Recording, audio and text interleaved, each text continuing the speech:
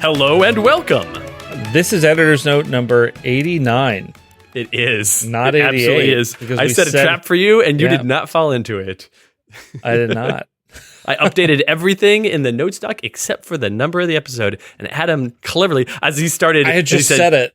So yeah, you're like, this is Editor's Note, and I'm like, oh no, there's not time for me to fix it. Yeah. Too clever. Okay. All right. Hi, everybody. Hello. Welcome to yet another Editor's Note here, an episode of the Letters Page podcast. Mm-hmm. We've got we got stuff to talk about. Boy, do we have a show for you. Yeah, that's true. Yeah. That's true. It is a show. Adam, how you doing? I'm doing okay. I have my windows open, and that's nice. Oh, yeah. And I'm happy about that. I got tornadoes this afternoon. Oh, you did? Or you Well, do? I will. You will? Yeah. Oh, Yeah. Nice. I'm going to have some tornadoes this afternoon. It Yeah. was nice enough that last night, I had my Dungeons and Dragons game last night. Ooh. And I went and had dock beers before that, which is you sit on the dock and have beers, and it was nice. So That does sound nice. that's one of my favorite things. That sounds nice. Yeah. That sounds nice. Adam, I have an exciting thing to tell you. Okay. This Tell me. episode Yes. that we're doing Mm-hmm. has, as you know, many people who are live in the chat watching the stream. Mm-hmm. You can watch the stream if you're on the Patreon at level. You can be in the chat if you're on it at the contributor level. Guess who's watching the stream right now? Who? Snake B. Snake B. Snake You know- B. You do not remember Snake B? Come on! No, There was a whole Snake big B. thing when Dr. B. Oh. There we go. I had to jog your memory. It's all right.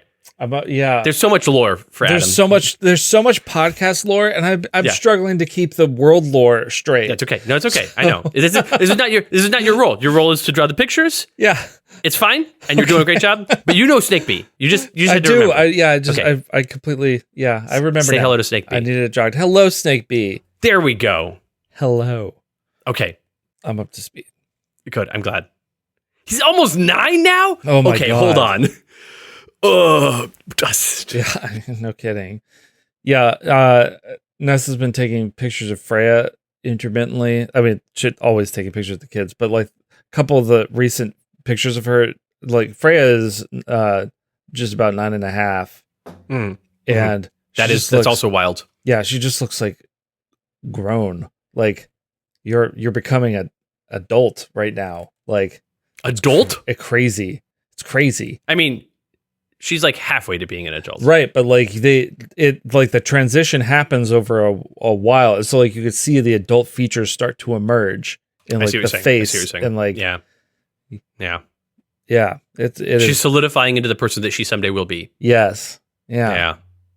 Yeah, it's nuts. It's crazy to watch. Oh, we have another new person. Another we new had two person. new Oh people my since we God. started recording today. Myotis. Hello, Myotis.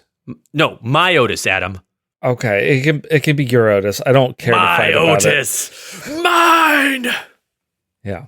So no, I mean pretty uneventful week. Other than that, like it did Windows update and Foolish. I fought with my computer over Windows update and that sucked.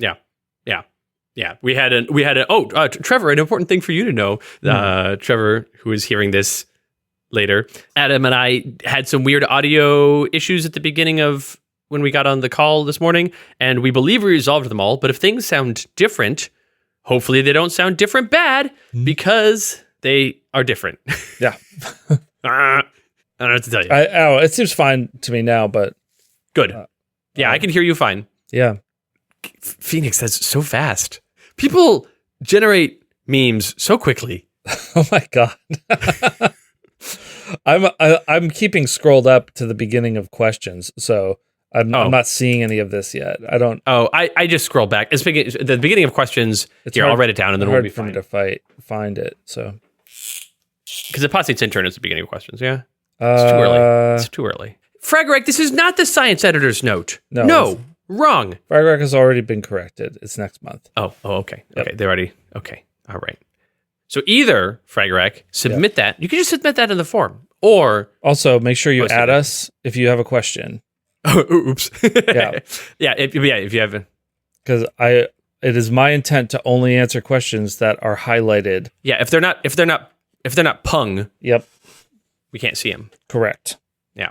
Yeah. Okay. Anyway, All right. Adam, we got to talk about other stuff. Are you Okay. ready? Yes. Okay. So here is the situation. All right. I got to talk about upcoming episodes because Yeah. we know when they're happening. You said some nonsense happened with the voting.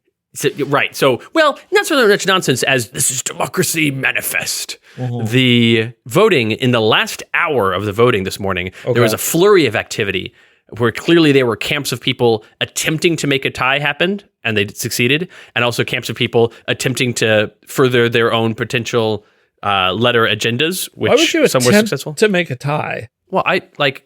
Not you, but like, you're fine. Okay, thank you. Yeah.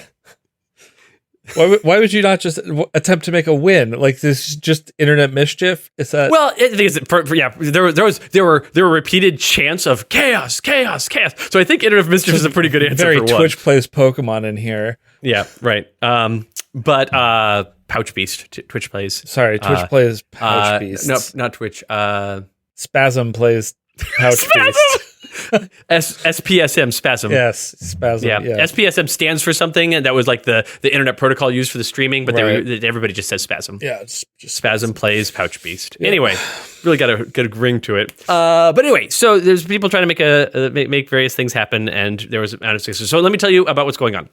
Next month is April, and in April there are 5 Tuesdays. All right. And so that means there will be 4 writers' rooms and 1 editor's note. No creative processes in the running this time. Totally fine. So Okay. there were 5 winners because of the ties that people made happen. And those winners were Wraith versus the Order of the Simple Machines Okay. by a landslide. All right. Very Great. surprisingly. All right. I was like, oh, okay. Bunker Busters, which is the Crisis Man story. Mm-hmm. A Digital Foe in a Digital Realm. A Day in the Life Benchmark. And The Cult of Fanatic. Those are the 5 winners. Now, on top of the consideration of what we're going to do about the 4 episodes, because I have some ideas, but we're going to talk about it. We also need to keep in mind that there is a bit of an additional consideration for next month, which is that the first episode that comes out, which will be episode 314, it comes out on April 1st, Okay. which is a holiday of sorts. Sure. So obviously we should pick one of these and then do the other. Right. Actually. Yeah, right. Yeah, it was like, oh, that one's going to be Digital Phone, the Digital Realm. I was like, nope, Cult of Fanatic. No. Yep. So sure, we could do that. People love that. The other thing we could do is for April 1st, do no episode. Okay. No episode, no mini-sode, just nothing. Let it come and go with nothing said. I think people really like that. Yeah, we would just like run an old episode over and over all day. You just run Eli Minto. We run a 90-minute. Yeah. We just That's what like over and over. Yeah.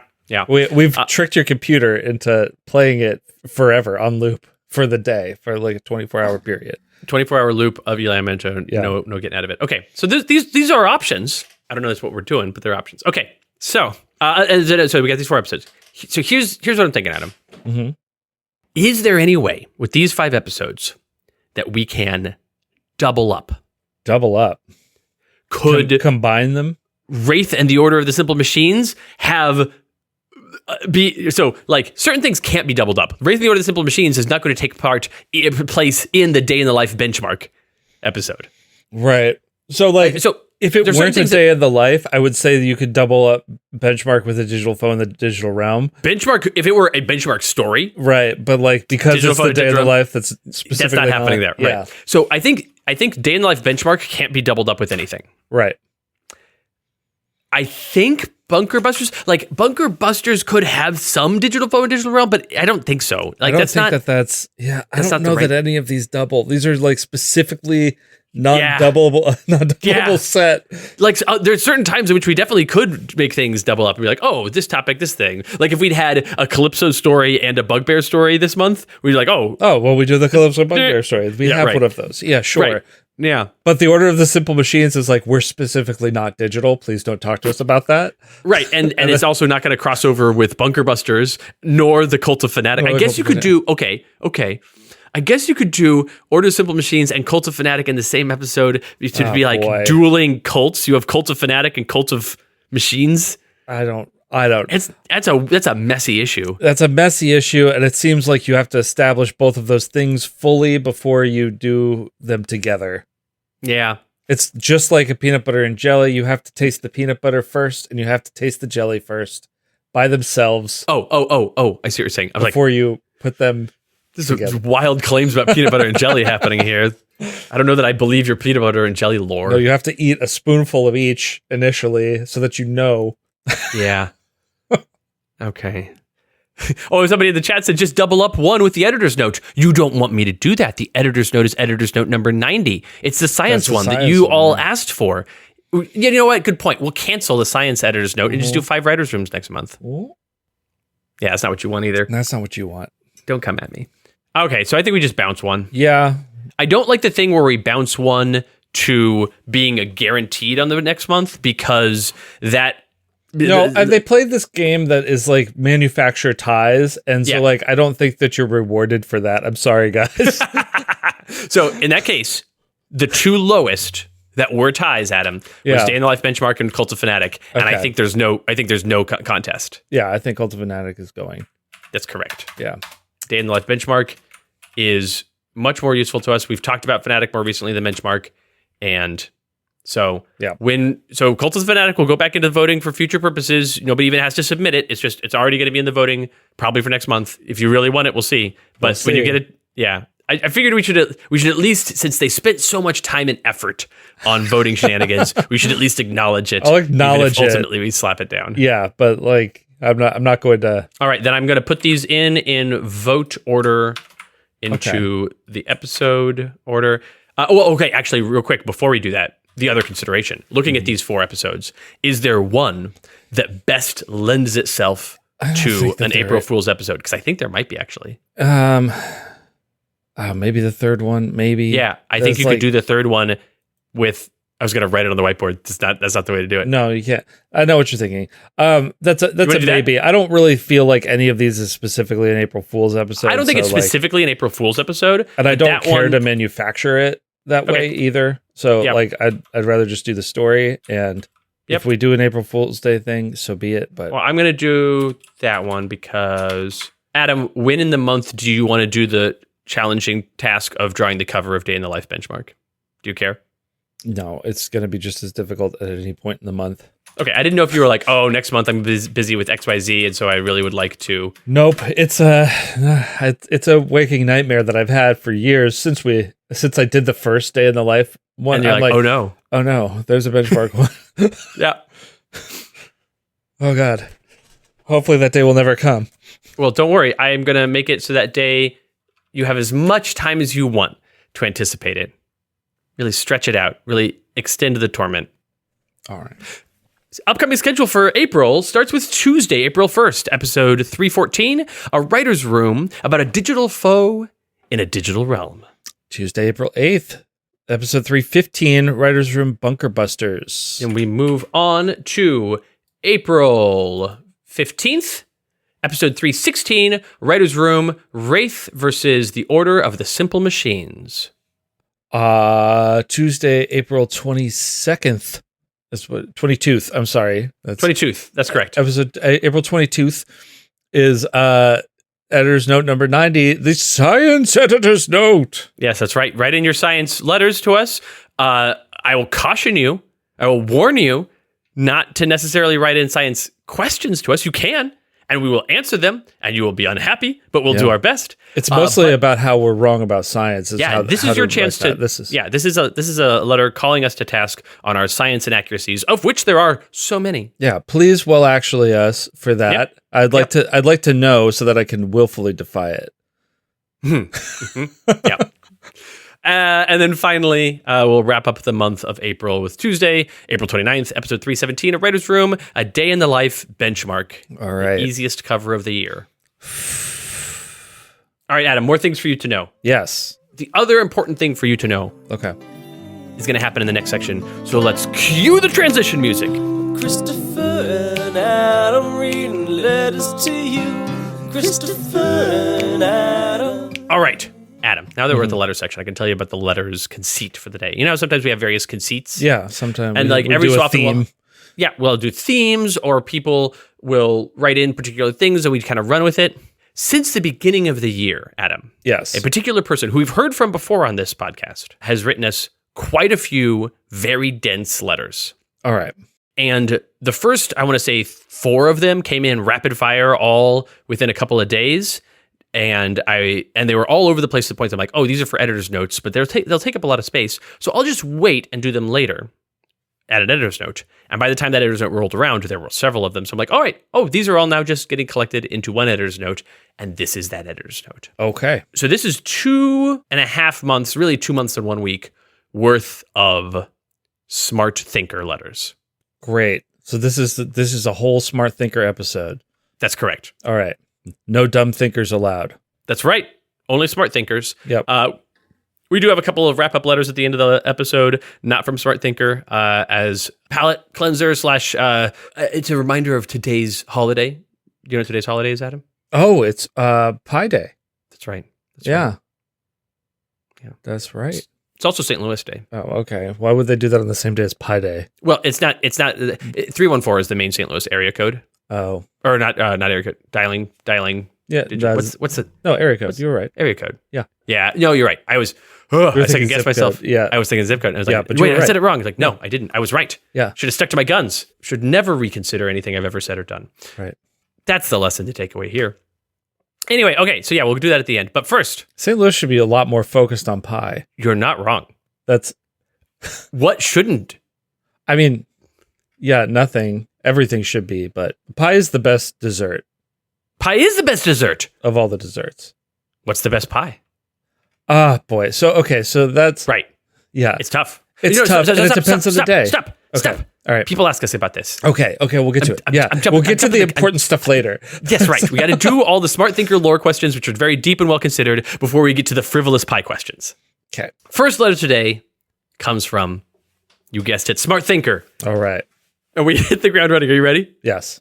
Is there any creature that is a werewolf and a vampire at the same time?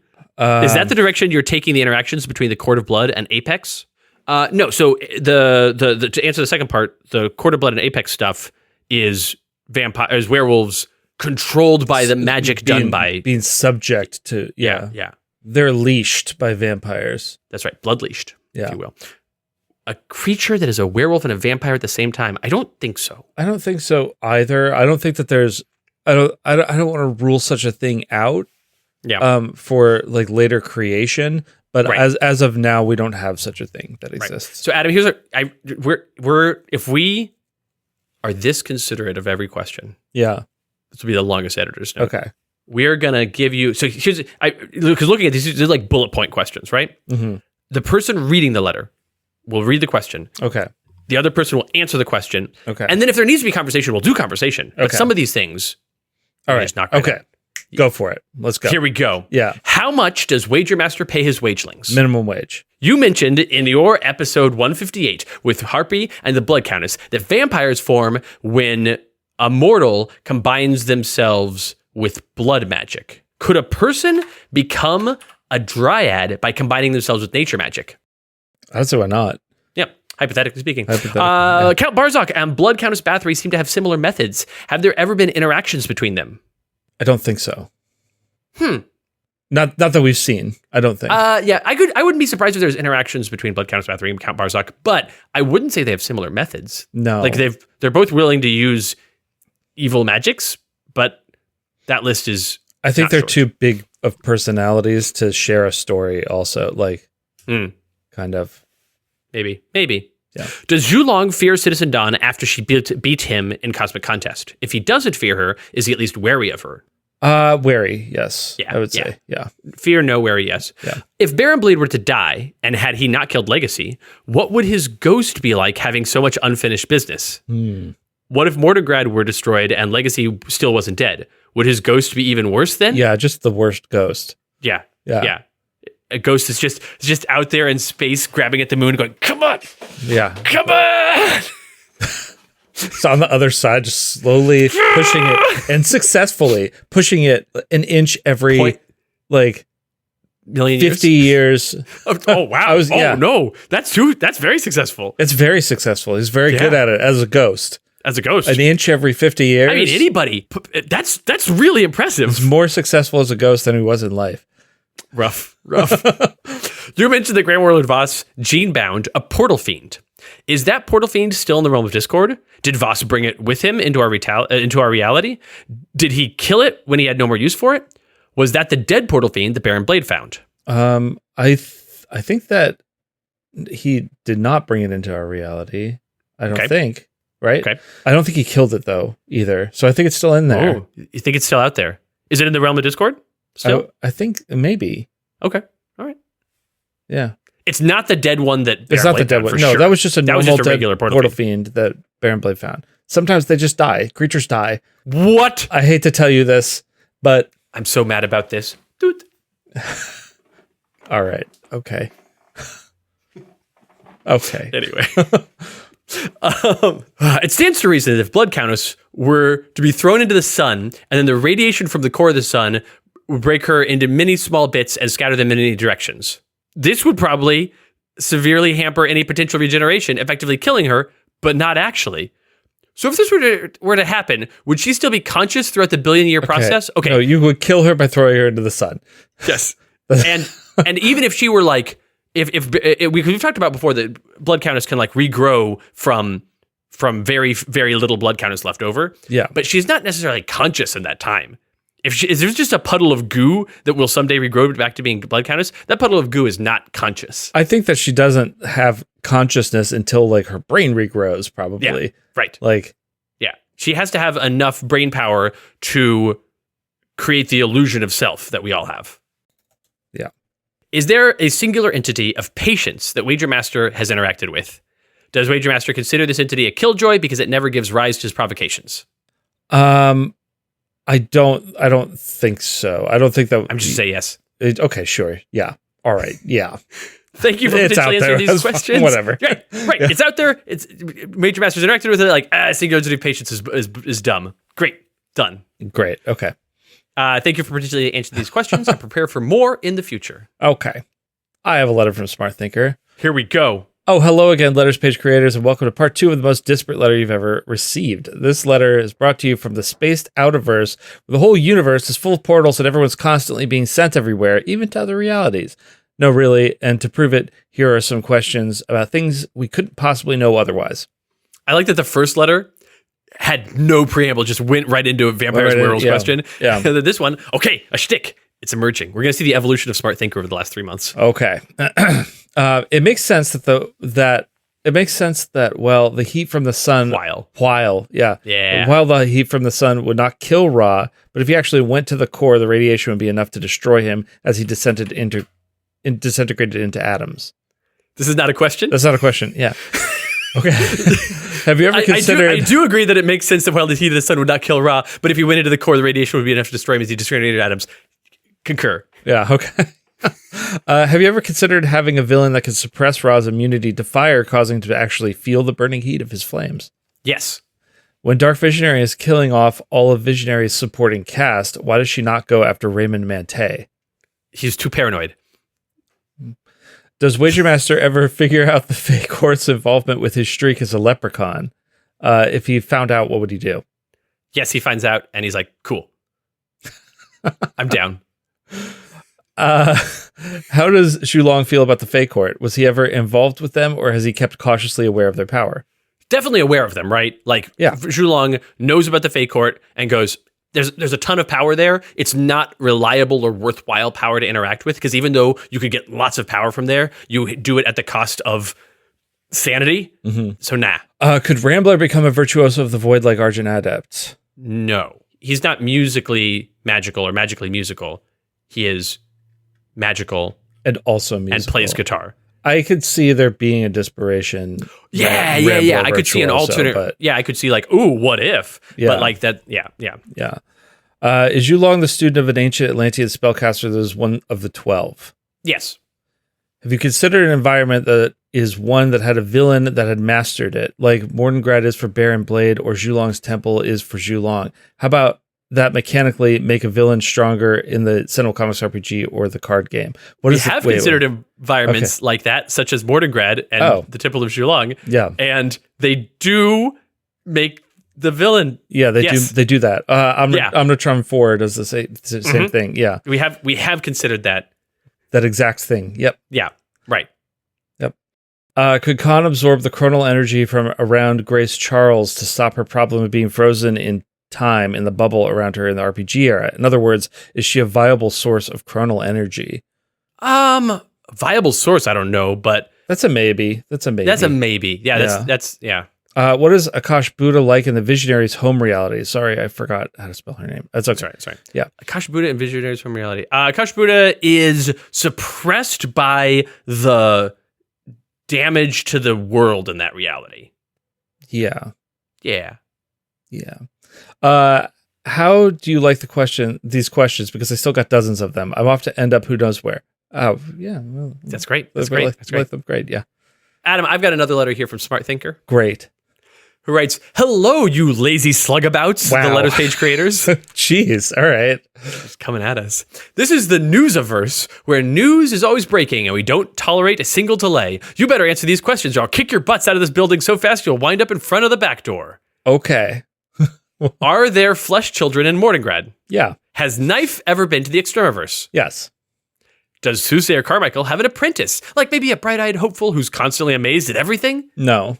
He's far too cynical to take an apprentice. He's not a teacher. No, no. He's once I called won't have that. he's called upon to explain things and Right. to like consult on things, but he's not a like if you think that like yeah. The fact that he'd be bad at having an apprentice makes me want to have a story where he has an apprentice and it'd be very short-lived. If he was not himself a supporting character, sure. But like there's not like a limited series of Soothsayer Carmichael. Like Right. Yeah. Okay, where was I? Ra versus the Adhesivist. sure. What about the Adhesivist against Tempest? Sure.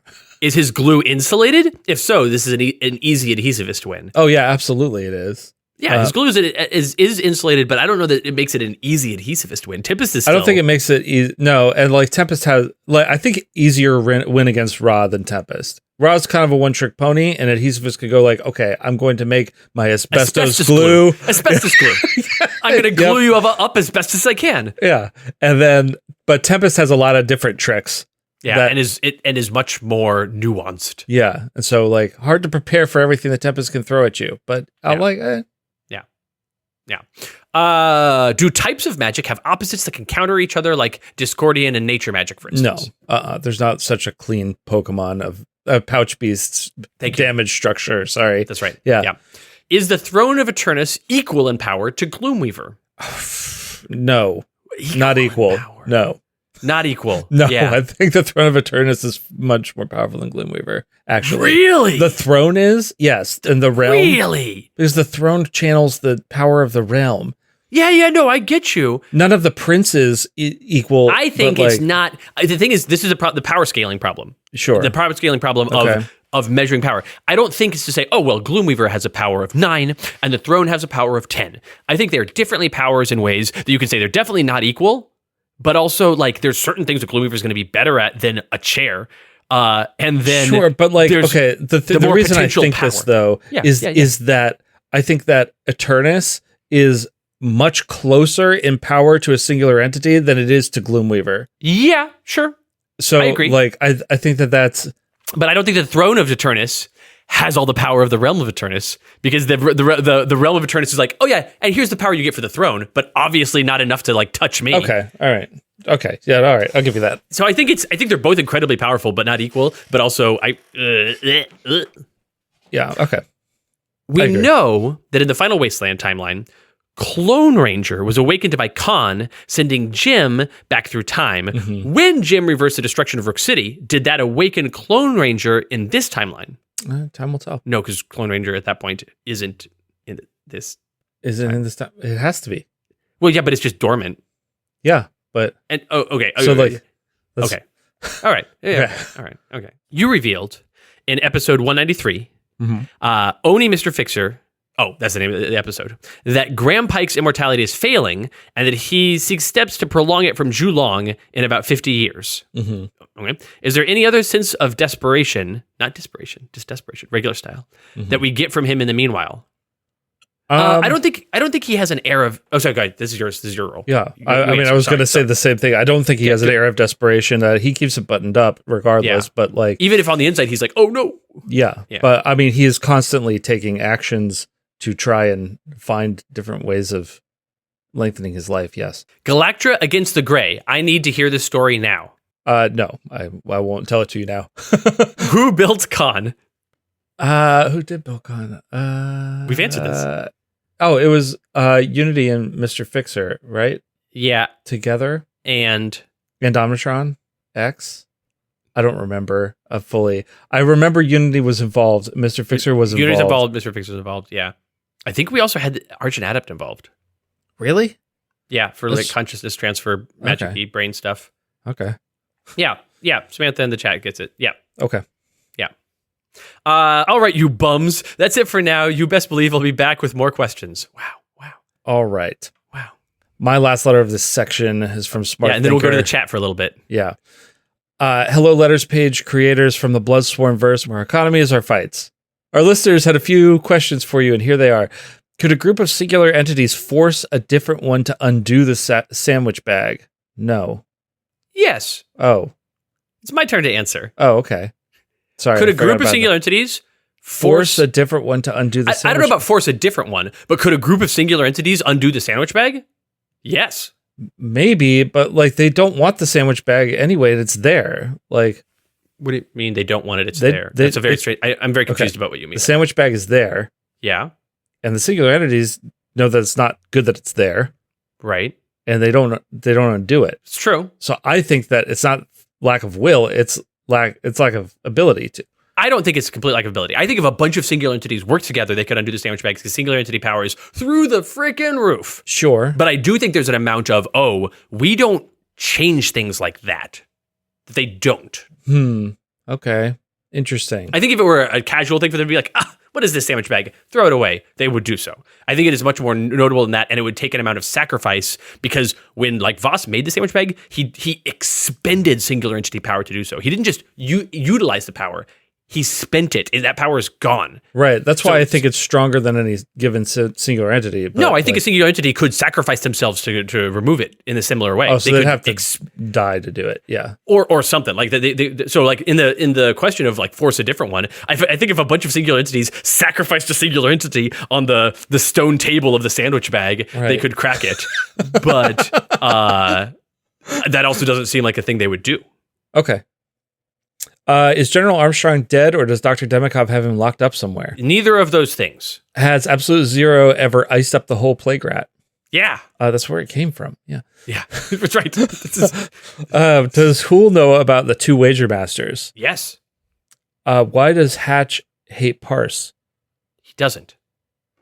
Could the Visionary and or the Scholars... I'm guessing the question is because Hatch has the Parse Nemesis icon, and they like certainly have been at odds in stories. Like we get that, but hate, such a strong word. He was probably put in the block by Parse, but I don't think hate or Parse prevents an escape from the block by Hatch or something like that. Yeah, or both, or neither. Something, you know. Could the Visionary and or the Scholar save Spite by turning him back to what he was before the Barzak wing? No. And also what he normal was murderer? Yeah, like when you say save. Yeah. Right. So no. Why does everyone... All the Barzak wing made him was more himself. Yeah. Yeah. Why does everyone hate Casanova? You know why. Do people hate... I don't think... I think that part of it is whenever we tell Casanova stories with other characters, we frequently have those other characters be like, oh God, this guy. Well, and Casanova in the 70s was just like... Insufferable? Insufferable, yeah. And I don't think you need to say still in the 70s. Pretty kind of insufferable, yeah. Correct. Okay. He doesn't show up much outside the 70s. I think hate is still strong, though. Right. In this, yeah. Yeah, no, I agree. I don't think he's a hated character. Yeah. What does Soothsayer Carmichael think of Casanova? Oh, he hates him. There you go.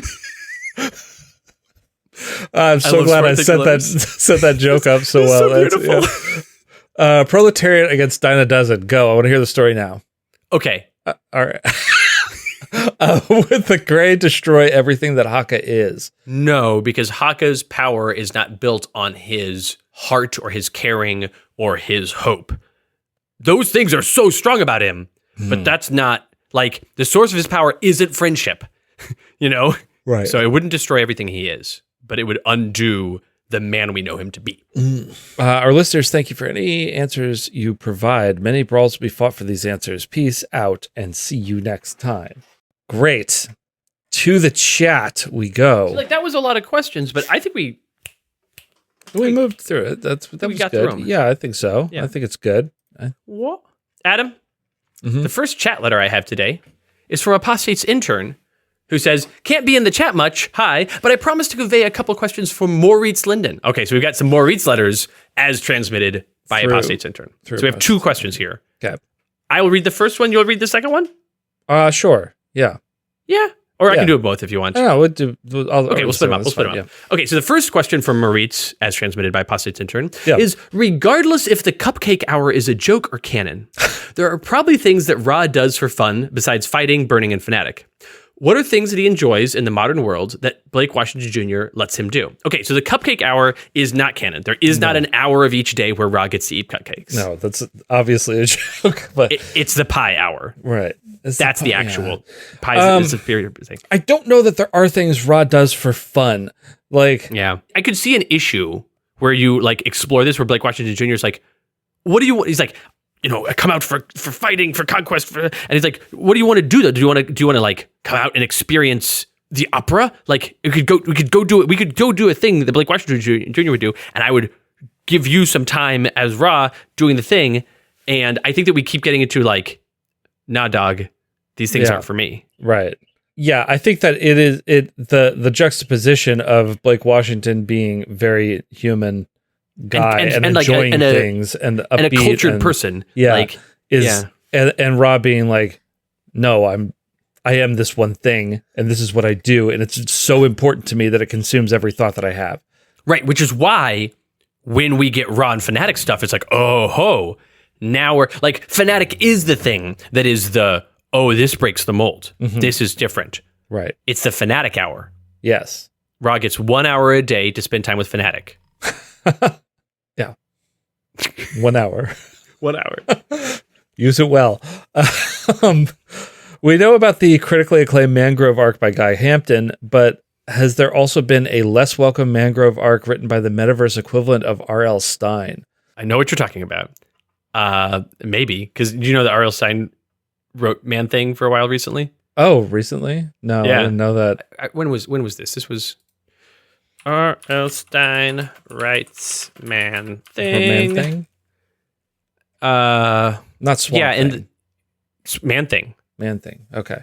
He wrote Man-Thing in the mid 20-teens. Oh, okay. No, 2016, I 2017. basically don't pay much attention to anything that happened after 2010. I get you. And you're not just talking comics. Hmm? Yeah, No, yeah. And you're not just talking comics. Right. No, I'm not paying attention right now. Right, I know. I'm aware.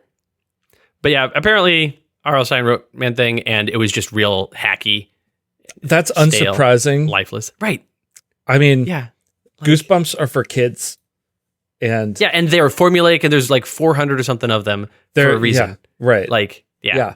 And like Yeah. I loved some of those when I was a kid because I was a kid and like I didn't Yeah, see I also that sometimes ate handfuls of dirt when I was a kid. I don't know if that... well, I did. I mean, you might have, but like Probably did. my I love tastes dirt. evolved and I guarantee you I would not go back to Goosebumps and go like, oh, this is high literature.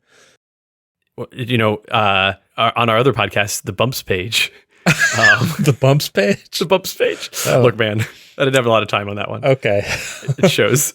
But yeah, so the question we is... record after dark. We call it Bumps in the Night.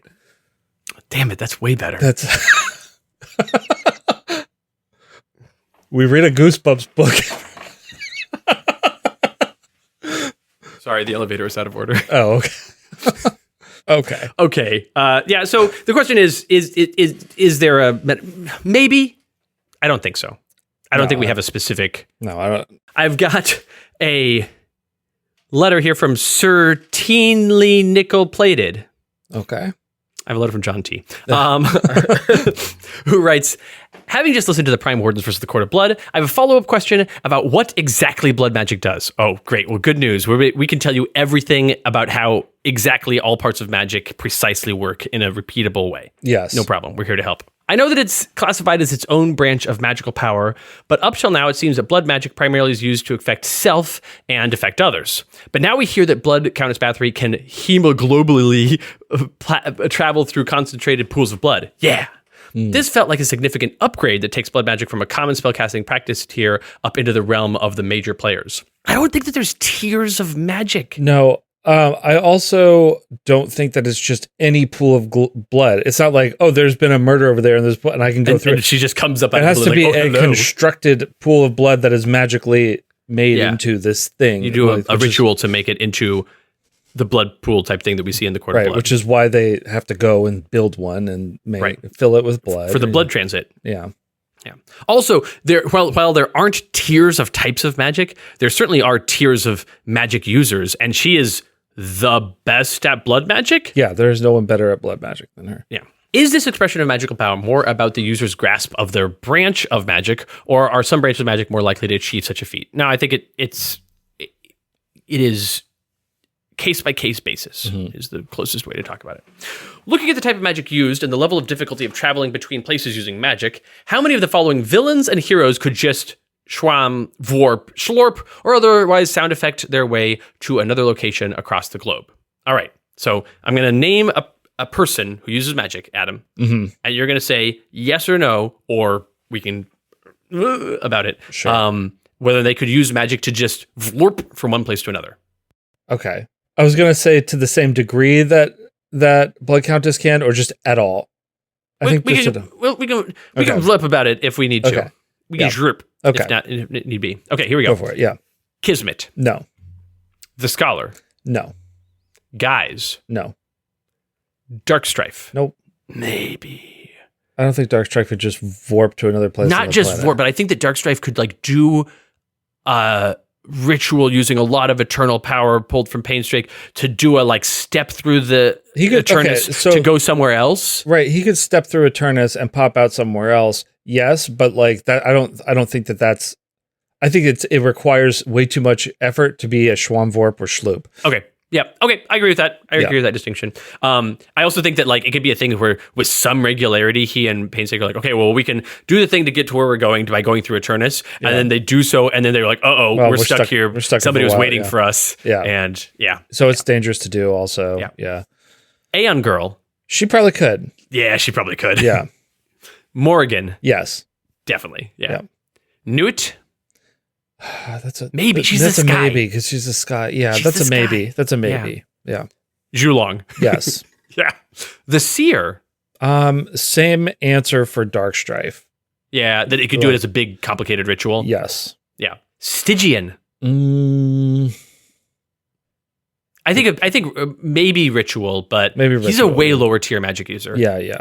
Thank you for your answers, non-answers, and lies. The nickel-plated Knight of Platitudes, Sir Arthur Cliftopoulos. Oh, okay, John T. All right. People are talking about making a tie. Uh-huh. Okay, Temporal Willing telling him. Wait, what? Yeah, Temporal Willing telling him he's here. What is it? Why is he here? I don't know. I mean, are you just regular here now? Dropping the shtick of popping in? Did Steve Carr commit any murders as Death Fiend between escaping the block and being vaporized by Oblivion? I don't think so. Between escaping the block and being vaporized by Oblivion?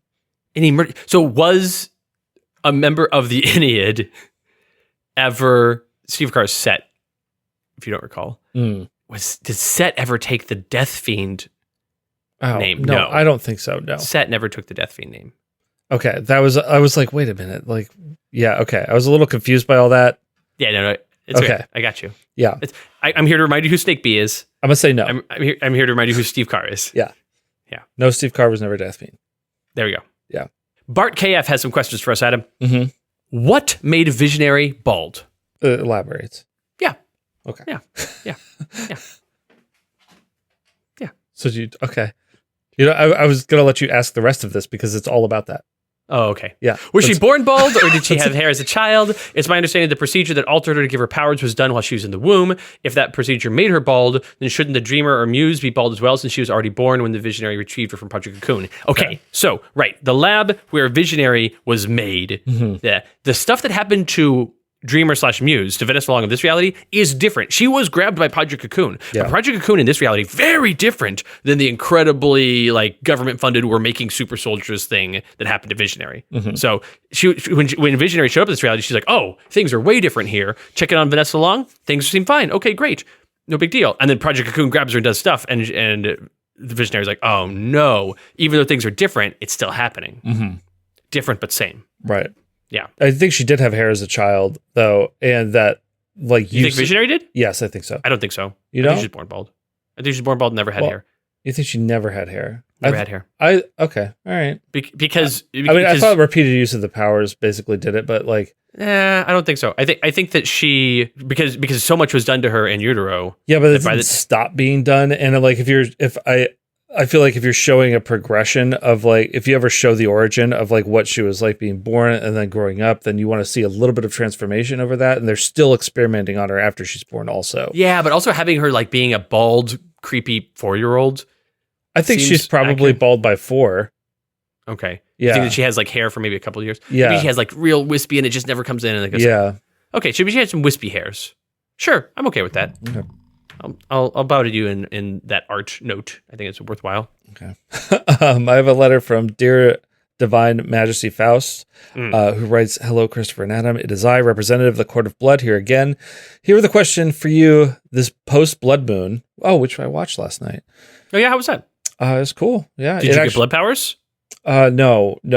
My neighbor sure? did. My neighbor took all the blood powers. Yeah. Oh, that's greedy. I know. Yeah. But I did stay up and watch it, and it does I was like, it's not really gonna get red, and then it gets over the thing, and you're like, oh no, that's pretty red. Yeah. So, but the latest episode did give inspiration. So I forgot to write it in time for the episode. My question today is simple. If I'm being frank, I'm not the best at people. There's a reason I'm a vampire. What are the relationships within the Court of Blood? Yes. Everyone has known the incomparable embrace of Bathory, but do any other members of a close relationship, whether it be platonic or romantic? And when will Damaris accept my marriage proposal? Okay, so there certainly are relationships, and there's all sorts of the politics within the Court of Blood are complex because there's allies and there's friends and there's lovers and there's family, and the wheel of those interactions rotates with great frequency. Constantly it's shifting. So it's really impossible to give you a chart of these are the relationships because it's changing all the time. Yeah. And I think part of this is whenever we see it, the writers are just we'll just take whatever characters and put them in whatever situations. But then there's that kind of works because they're the allegiances are all so deep, magically necessarily deep, but also so fleeting. So yeah. There's a lot going on in there. I look forward to getting more into Court of Blood stuff in the not terribly distant future. Yeah. As for Damaris, that's something that's between you and her. I can't comment on that. Have you tried sending her a gift of a nice youth? Our gift for you this time, which will arrive within the week, is a new door for each of your houses. They certainly have not been enchanted to allow vampires in without invitation. They're simply high-quality doors made of the highest quality wood from the Brazilian rainforests. Looking forward to assuring your continued cooperation in the Court of Blood. Thank you. Actually, my doors are all broken. Well, the door to my upstairs bathroom needs to be replaced because in the process of moving dryers in and out of that room, it got pretty scratched up. And so I'll use that door there. So that means that once a vampire somehow gets into my house, they have unfettered access to my upstairs bathroom. Yeah. Which is good in case they have to go. Yeah, that's right. They don't have to be can I use the restroom? It's the door. It's got the door on it. I need to be invited in. I need you to go. I need you to go into the restroom and ask me to come in. This is weird, man. Don't make this weird. All right, I've got a letter from Blavasadri who writes, yesterday I played a game of Sentinels of the Multiverse. Oh, I've heard of this game. I've heard of it, yeah. I've heard good things. That's cool. With two friends, and as Tachyon, Haunted Fanatic, and Mentor Nightmist, we absolutely wiped the floor with Gloomweaver in the Fabric of Despair event. Nice. So here's my question. Have these three powerful women ever had a crossover with just those three? Just those Not in three. those variants, I assume. Yeah, not in those variants because Haunted Fanatic's are real specific. And Mentor Nightmist is also super late. Like that's impossible for that. So Tachyon, Fanatic, and Nightmist is a weird set. It's a very weird set. It's challenging. Fanatic Like, and I could pair Nightmist. any two of them up pretty easily. Yeah, actually. Because you can have Tachyon go to Nightmist for magic stuff, or Nightmist go to Tachyon for invention stuff. You can have Fanatic go to either one in a different way. You can have, Fanatic and Nightmist makes perfect sense. But the three is tricky. Yeah. It could happen. Tachyon is harder to justify it there because like she just runs in different circles. Runs. Ha. Ha. Yeah, I feel like the thing you do is you have like Tachyon go to Nightmist for magic help and Fanatic is there. Or like Fanatic's fighting a magic thing and Tachyon's like, Nightmist, come help me. And now you have your trio. That works. Nightmist being out of her depth, but then having to be like, then Nightmist is like, oh, I have a magic thing we can do, but I'm not going to writer's room this right now. Yeah. Okay. It could happen, and given the right prompt, we'll make it happen. I can justify it. Six Gun Paladin writes, Miss Abyss was stated to be 15 feet tall, about Fright Train's height, but then it was pointed out that Mr. Graves is actually only 8'3". Is Miss Abyss still 15 feet tall? I'm hoping yes. Yeah, I think so. Sure. Yeah, sure. She's big, nebulously big. Like, I don't think she's almost twice Fright Train's height, but I don't know. Maybe she's underwater stuff. Like, no, I don't know. I think Fright Train is always drawn bigger than 8'3", and then his height is listed as 8'3". Like, yeah, he looks 12 to 15 feet tall. Well, but not always. Sometimes like 15 feet tall is more than is like. But he it's stands almost 3 times the height of. But he stands as tall as the bunker suit. Like, yeah, he does. So that's more than 8 feet tall. Yeah, but the bunker suit's not 15 feet tall. No, probably it's probably closer to 12. But yeah, I think 10 to 12 is the sweet a foot spot. makes a lot of difference. Like one really foot does. Yeah, and 3 feet is a massive difference. So yeah, I mean maybe she is closer to Fright Train in height. Yeah, sure, but still That's big. She's a still real non-answer. Still Yeah, a big of course. lady. Yeah, like these numbers, like height, weight, age, these mean absolutely nothing to me in comics. Age is the one that means potentially the most, but it is frequently ignored. But height and weight, it really depends on the artist. Yeah. Depends on the scene. Different artists draw different people in different situations. Like, yeah. Churro writes a question that came to my mind after watching an Invincible subplot about teen heroes retiring to live a normal life. Which heroes have a notably good balance between their civilian life and their superhero life? Some people suggested Legacy, but I'm not sure if having Legacy and Paul Parson be basically one and the same means that he spares himself the pain of having to keep his world separate, or if it means he's never truly able to unwind and enjoy being Paul. I think, so coming back to that, I think that Paul Parson, in his mind, like thinks of himself as Legacy. I think so too. Like, I think to himself, he's more Legacy than Paul. I think when somebody calls him Paul, he's like, oh, yes, that is my name. Real quick, the letter does continue. Okay. Someone suggested that Setback has a notably good personal life and still finds time to do small things like seeing movies in theaters, and that sounds right to me. Interested to hear your thoughts on this as well. Yeah, I think that Setback and later Expatriate, like Expatriate tries due to Setback's influence. She's still bad at it, but she at least tries. Yeah. I think Setback is always, if anything, he has a poor life-work balance. I think that, I think that Legacy leads probably the most normal life of anyone, though, also, that he does, but he's also a full-time 24/7 superhero. He is, but, like, goes and does a thing and comes back and it's just, like, has no problem unwinding. I think, you know? Yeah. Mr. Fixer when he's alive. Before he's dead, Mr. Fixer. Though his life is not that great. No, but it is pretty, like, normal-ish. It's pretty normal. He has a pretty normal Rook City life for a superpowered magical martial arts guy. Yeah. But Setback's a good example, I think.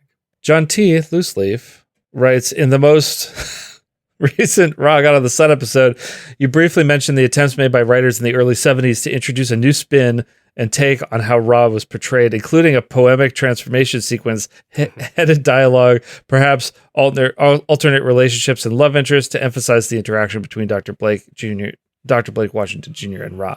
This led me to ask these questions about the differences between characters when introduced, the things that later writers brought into the mix when all that coalesced into the characters that we know and love from the modern era of comics. I think this is a tough thing to embrace because we haven't had a ton exploiting the golden and silver age origins of the longer tenured comic heroes. So keeping it simple, I wanted to ask, what would a character brief of each of these long-tenured heroes look like in the 50s, 70s, and 90s? I was thinking of the thought bubble spread that a writer would toss into the intro page of his reimagined run to help his readers understand what the character was in a nutshell. Okay, you're asking for a lot of writing, actually. Yeah. So name the character and I'll give you a sentence. Okay, Wraith. You want no? I don't think that we do 50s, 70s, 90s for all these. I don't think we. No, do I'm it. not going to. I'm just going to give you because I think 90s is about what you think of them as now, just a little bit like more gritty, and 70s it's. Yeah, but essentially you're asking for 3 paragraphs each on 6 characters. Yeah. I don't. That's an adventure. Yeah.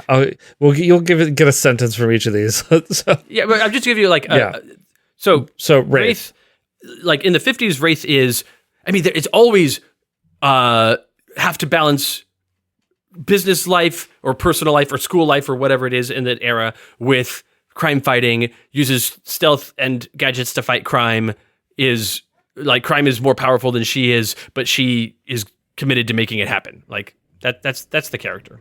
Okay. Hawk. Earlier on, Haka is much more like monster fighter. Later on, he is like heart of the team, but he is always like larger than life adventurer sort of character. Ra. Depends on how much we're doing with Ra as Ra, God of the Sun, burn, burn, burn, versus Ra and Dr. Blake Washington Jr. balancing personal life stuff. Yeah, I think 90s drops Blake Washington a lot.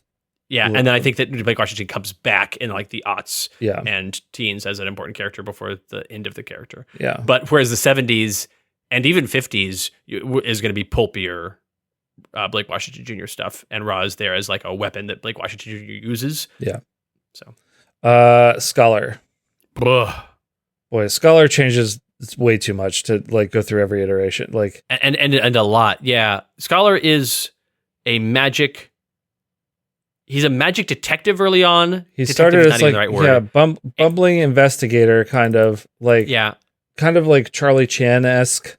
He's early on magic Columbo, and then later on magic mentor, chill magic mentor. Yeah. Yeah. Legacy. Legacy's legacy, man. Legacy's legacy. You know Legacy. Yeah. Fanatic. Fanatic's Fanatic, man. Yeah, those last two characters actually don't change that much. Yeah. In terms of certainly different writers take them in different directions and everything, but the brief for them is, all American superhero doing the best thing, team leader, etc.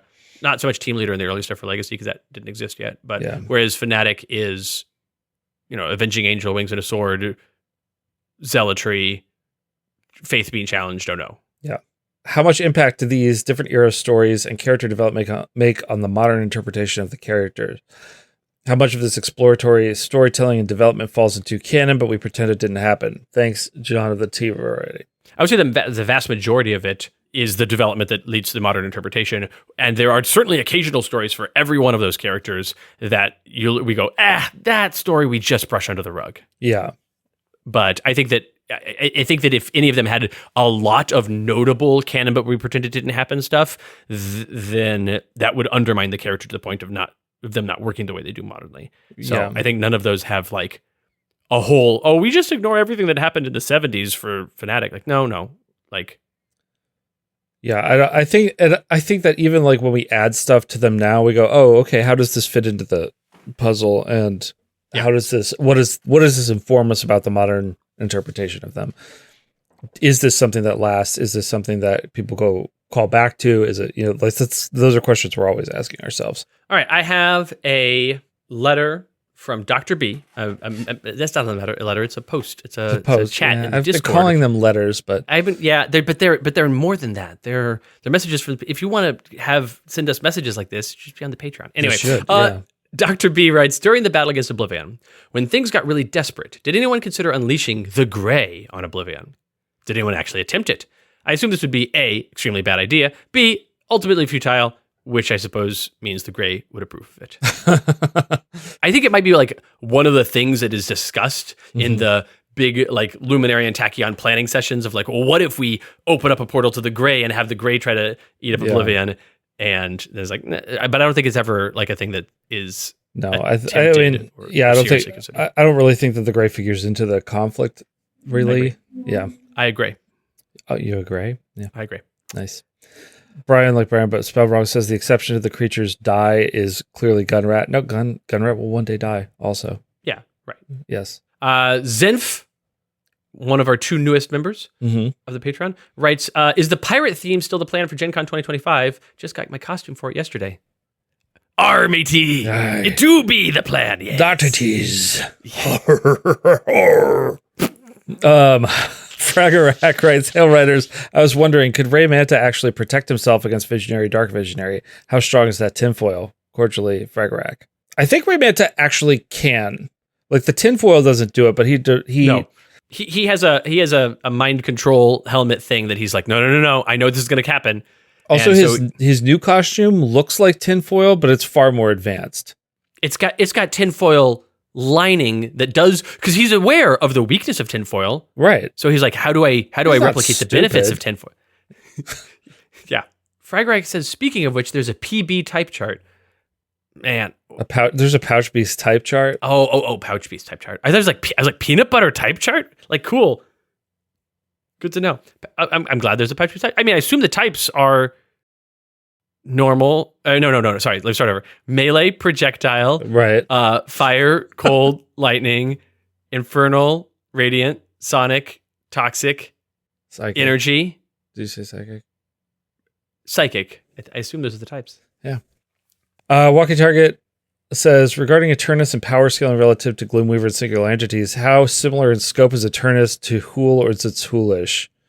Different, because Hool/Zatoolish.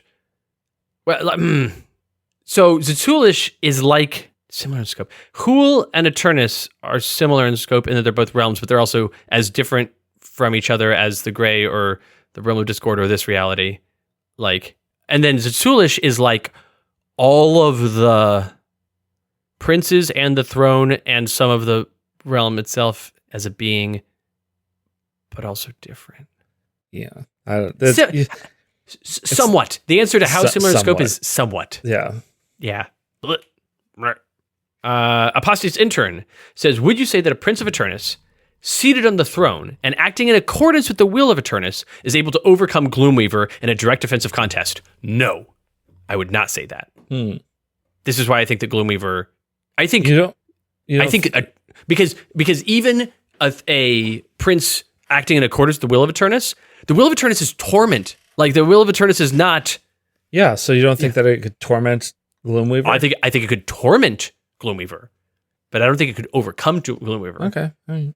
I think Gloomweaver is much more proactive because Gloomweaver isn't tied to the realm. Gloomweaver is not like... Gloomweaver doesn't have this idea of like, oh, the Realm of Discord is important to me. It's just where he keeps his stuff. It's like, if anything, he's trapped there to a degree in many of his stories, if not most. Yeah. Farmer Gord writes, is there deep singular entity magic in reference to the sandwich bag and the stone tables? Singular entities are like a kind of space magic. There is space magic. Yeah, they're not magic, except for like notably one, but they're not magic like we talk about magic, but they are singular entity power, which is magic in a way. But singular entity power is like, if we're going to tier powers, it's the highest that we see in Sentinel Comics. Mm-hmm. Yeah, singular entities are the highest power that we see in Sentinel Comics, which is why Oblivion is the greatest threat, because it's 2 singular entities merged into one. Yeah. Yeah. Savage Grey Wolf writes, it feels from a meta perspective like there was a set future for Universe 1 before the Oblivion event that was supposed to be represented by the Final Wasteland. Was there plans in the editor's room that got washed off the blackboard, and could that be a creative process? So there was like a set future for Universe 1, but like there was never like in the 1990s, some editors were like, well, of course, in 30 years, this is where we'll be. Like, I think there's always like different writers have like, we could be going this way or we could be going that way. But in terms of like the editorial mandate of where the future is, Oblivion doesn't come along and surprise the editorial staff. Oblivion is from the editorial staff. Yeah. I think that when the final Wasteland was written, it was like, oh, this is the canon future of the universe one. And then like as things went on, there were just alternate futures that got brought up. And I don't think that there was ever just like I had this plan and now it's all ruined like that. Yeah. Blavasadri writes, in the episode with Madame Mittermeier and Wagermaster's romantic plot, you mentioned some kind of council of singular entities. Could that council be part of the reason for not removing this sandwich bag? Yeah, but it's more likely that the council would meet to discuss the sandwich bag and not decide, and thus we should not remove it, but more like none of us should make the sacrifice to remove it. Reality it has been so damaged recently that we can't afford the loss of yet another singular entity. Yeah. Okay. All right, let's go back to the letters that we've gotten from Smart Thinker, and then we'll go back to the chat. So here we go. Adam. Yes, we got more rapid fire Smart Thinker letters. Are you ready? Yes. Smart Thinker writes, hello from the speculative verse. Here, everyone has an opinion about everything that's not canon, and I'll share it at the drop of a hat. So here are some speculations that I have for you. One power that I think would be cool to have is making things happen in a field around me. Like I can push on it, and the odds of anything happening increases. Bad things, good things, just random crazy things. The odds of everything just goes way up. Is there anyone in Sentinel Comics universe that has the power to cause random things to happen? Yeah, I mean, like Kismet kind of does that. Like that's... Yeah. Kind of not random, but like she increases the probability of bad things happening and that until they happen. But also she increases the probability of good things or good things happen to her. Yeah. Right. Yeah. Is Antimox ever permanently defeated? No. What do you mean permanently? Yeah. Like certainly Antimox is eventually permanently defeated and that nothing ever lasts forever. Right. Yeah. But is that defeated though? Will you ever have an episode where you play background music throughout the recording? No. Do Darkstrife and Painstake ever merge into one being? No, hear me out, though this may sound ridiculous. They both share a soul, and they draw on each other for power. Do they ever reach a point where they realize if they combine, they can both have everything they want? What sort of being would result from this union? Is this the source of half-demonic monsters in the multiverse? Okay. It is hard for me to believe that over the entire course of their run, there's never a story in which they're merged. In which there's not like a not even like an arc, but like an issue in which they share a body. Right, but I don't think that it is like a move that they do. I think it's a move they do, and I think you say like they could have everything they wanted. Yeah, except for autonomy. Right. Turns out. So no, I think that there is probably a story in which they share a body, and so we have like, all of everything that is Darkstrife and all of everything that is Painstake and their soul and everything in one being for a story, and then being like, oh, okay, no, definitely not that. What does Schema look like in the digital world? What about Muerto? Adam, what does Schema look like in the digital world? I don't know. I haven't drawn it yet. What about Muerto? Muerto looks like he does his ghost form, just like ghost form with the like decorations. More like polygonal, I guess. Yeah. What is Alpha like in the vampire world? Hungry. Yeah. Would Alpha's brain explode if she visited a world where everyone was werewolves? I think realistically, Alpha is dead in the vampire world. Sure. But that's okay. So if Alpha's in the vampire world, then she's the answer to the very first question today asked by Smart Thinker, which is, what is the creature that is both a vampire and the werewolf at the same time? It's Alpha in the vampire world. Right. The question of if Alpha visited a world where everyone was werewolves, she'd be like, oh, well, okay. I guess in this world, there is a world like we this. failed. All right. Like, it's not good. Yeah. Unless it is good. Maybe it's fine. If the two of you had a deck and Sentinels of the Multiverse. Yeah. If the two of you had a deck in Sentinels of the Multiverse, would one of the cards be Fudge the Numbers with an art of Christopher crossing out the issue number on one comic book cover and replacing it with a different one? I don't think so. No. Like we try. No. If try to make the numbers right, we don't fudge any of it.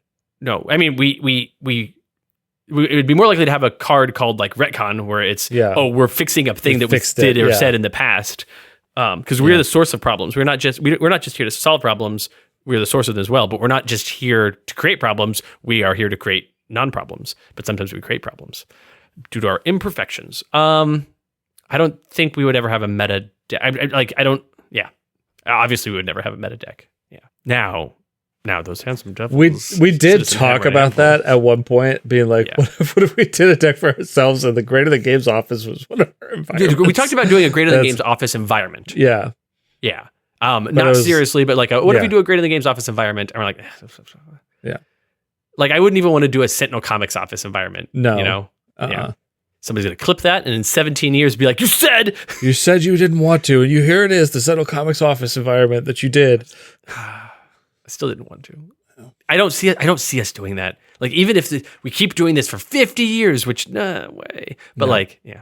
Okay. No, I never liked that sort of metafiction thing of like putting Roy Thomas and Len Wein and whatever on the page in the.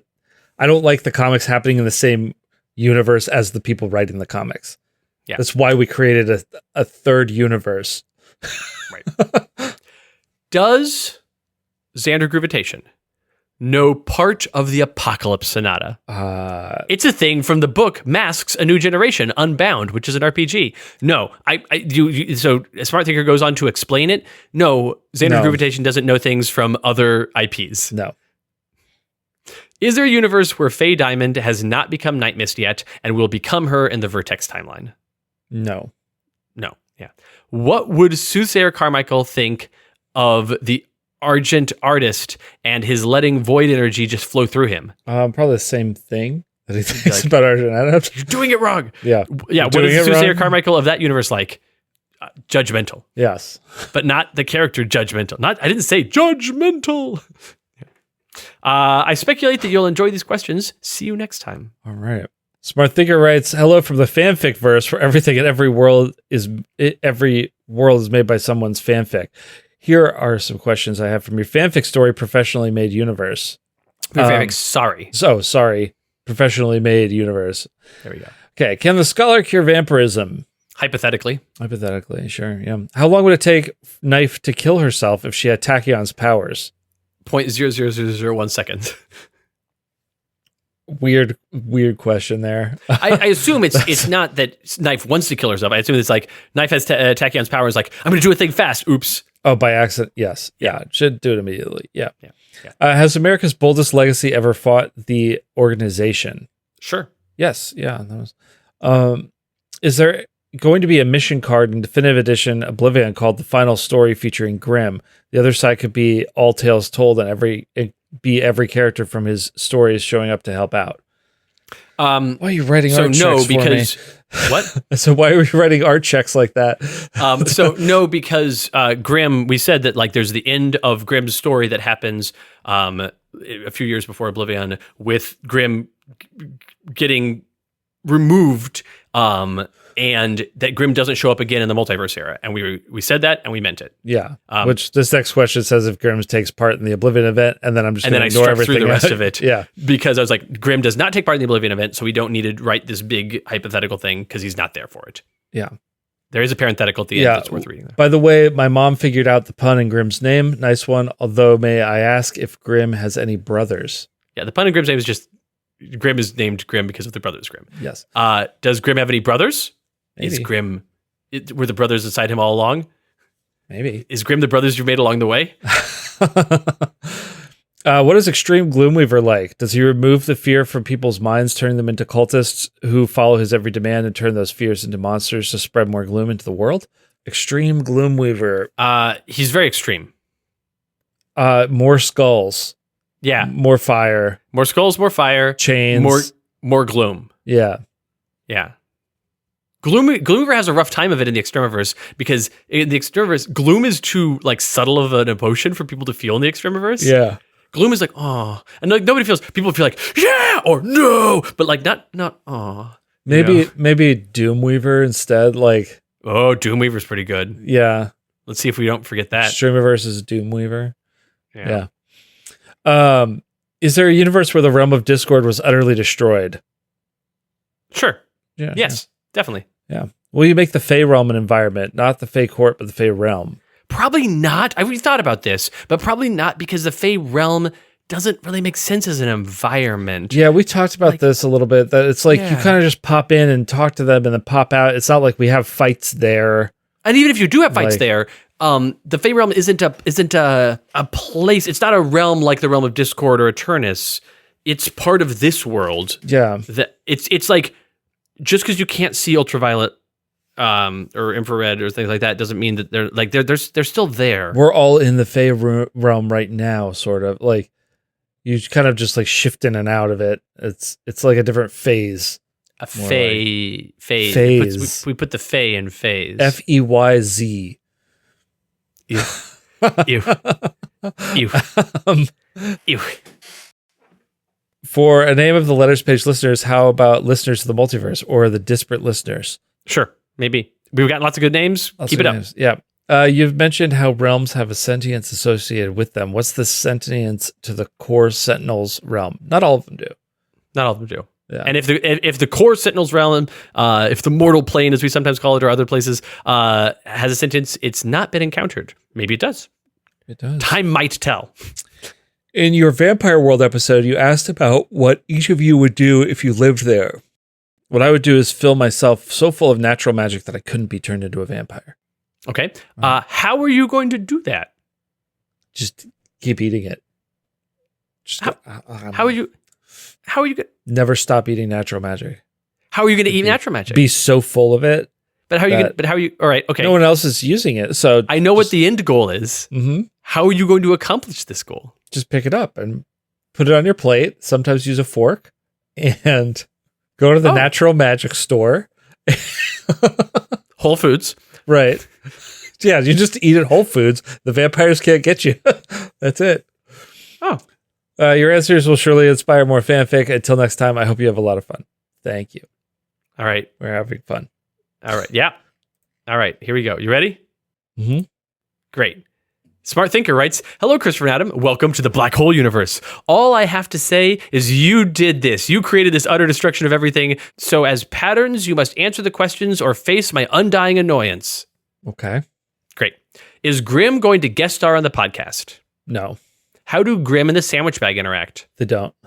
Have Grimm and Guys ever fought? Probably. Yeah. Would Wager Master take a bet that he couldn't bring an emotion to the gray and make it feel that that emotion even for a little while? No. I don't think Wager Master ever wants to go to the gray. Yeah. Will Grimm be Rambler's nemesis? Time will tell. I have some questions about Gabrielle Adin. Will the ultimate end of the Kismet story be when her family catches up to her? Do they know or recognize her as Kismet? Is a situation where you're immortal, but there's an immortal snail trying to catch up to you, and one day it will? Does her family have the ability to negate her powers? Where's the snail bit in the middle here? Could Setback reach out to her family and inform them what their daughter is doing? Just how would that story go? I think that she has cut ties entirely with her family at this point, and is that they're not part of her story. And beyond that, they're not like way more powerful versions of her or anything. There's not like, oh, her family of very powerful magic luck people who show up and be like, Kismet, no, stop doing that, and shut down her powers. She has left them in the dust. And if they were to see her or find her someday, and they'd be like, is that young Gabrielle? She's like, nope, that's not me. That's old Gabrielle. Yeah. What would Greaser think if the following thing happened? First, someone stole the Pink Lady. Second, that person extracted the Pink Lady's AI from the spaceship. Third, that person put the AI with its memories of both being a spaceship and being the Pink Lady into a robot, and then gave them both back to Greaser. So, this is impossible for a variety of reasons, including the destruction of the Pink Lady. Yeah. However, let's say that the Pink Lady's consciousness, because somebody stealing it and doing it and giving it back is weird. Let's say the Pink Lady's consciousness gets back into a robot again, and she's like, hey, now I'm a robot figure again instead of just a spaceship. He'd be like, sweet, let's go do adventures. Let's go cruising. Yeah. Yeah. Also, where's my car? I'm going to murder you about that. Yeah. Oh, you gave it back. I still don't care. I'm still going to murder you. Wow. What does OmniUnity think of Unity? Does it think of her as a parent, a creator, a relative of its creator, something else? No, I think that not like any of that, because OmniUnity is a different universe and Unity isn't in that. Right. Unity didn't make that Unity. I think OmniUnity would meet Unity and be like, oh, this is the weak thing that I would be if I weren't the great thing that I am. Fascinating. If I were made of organics. gross flesh. If I were a gross flesh robot.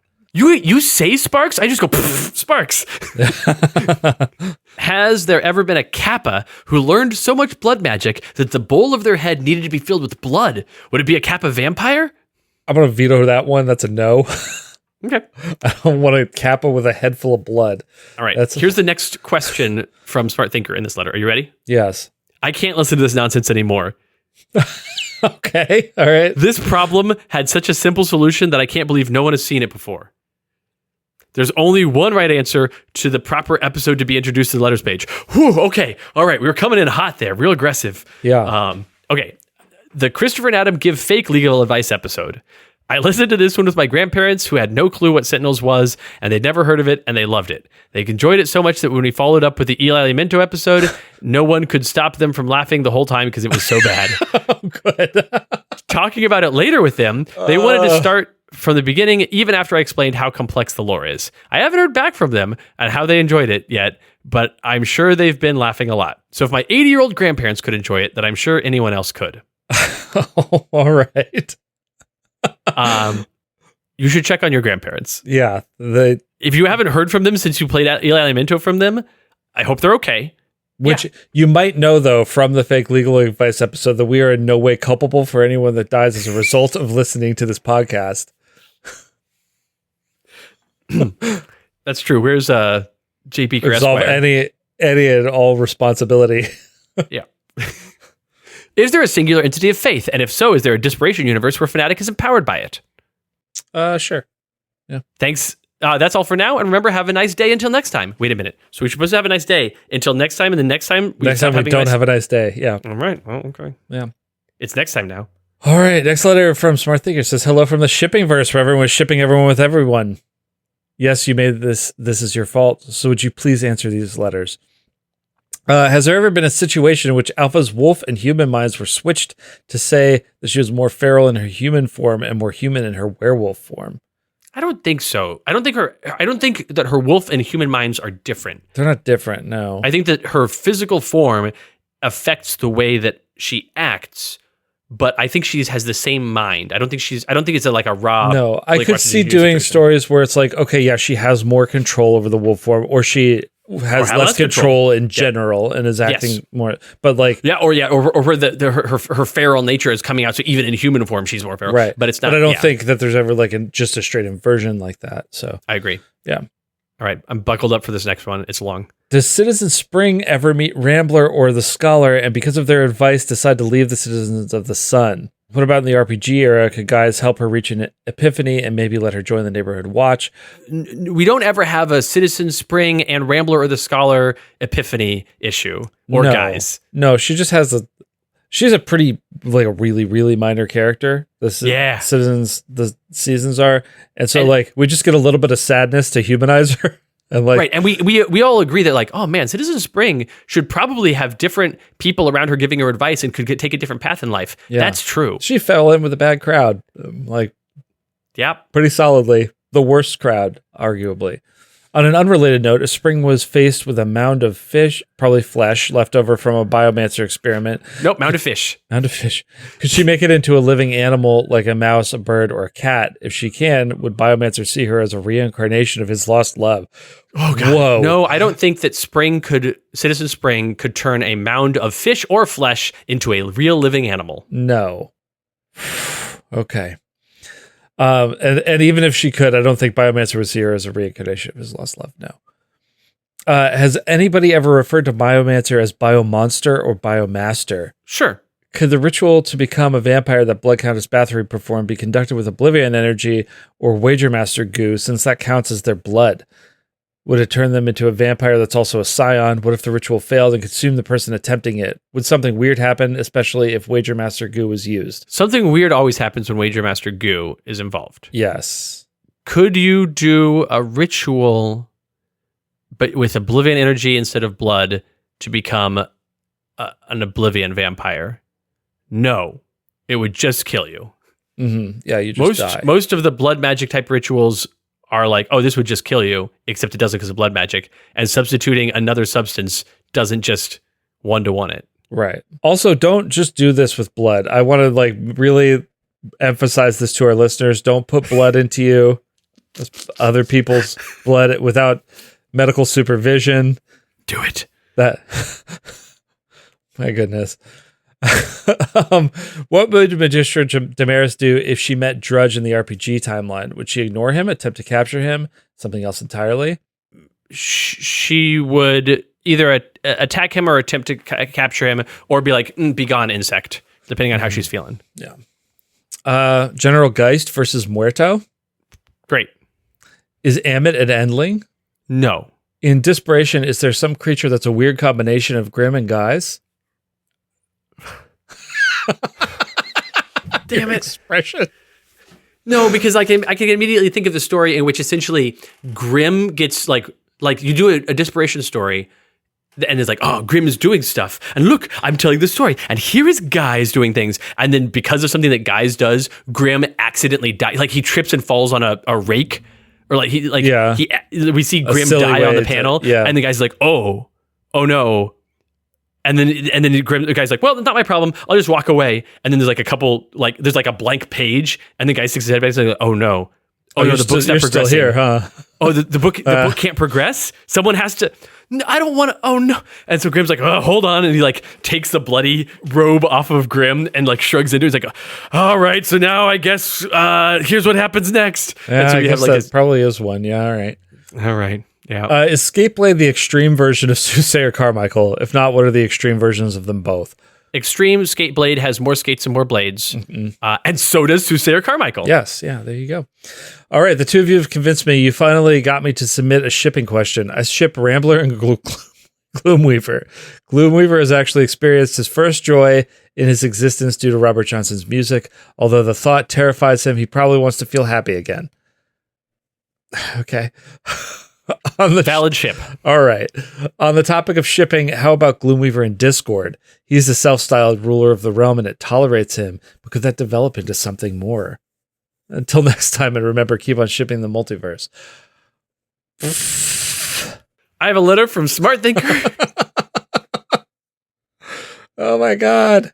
This is my last letter from Smart Thinker for the day. Hi, creators, and welcome to the Guysiverse, where everybody's guys. As you can imagine, it's the best universe ever, so please answer the best questions ever. Is Zhulong a scion of Talantus, the singular entity of magic? No. Does Crisis Man ever have more interactions with Filter after the first DeathCon was defeated by Tempest? Yes. Yeah.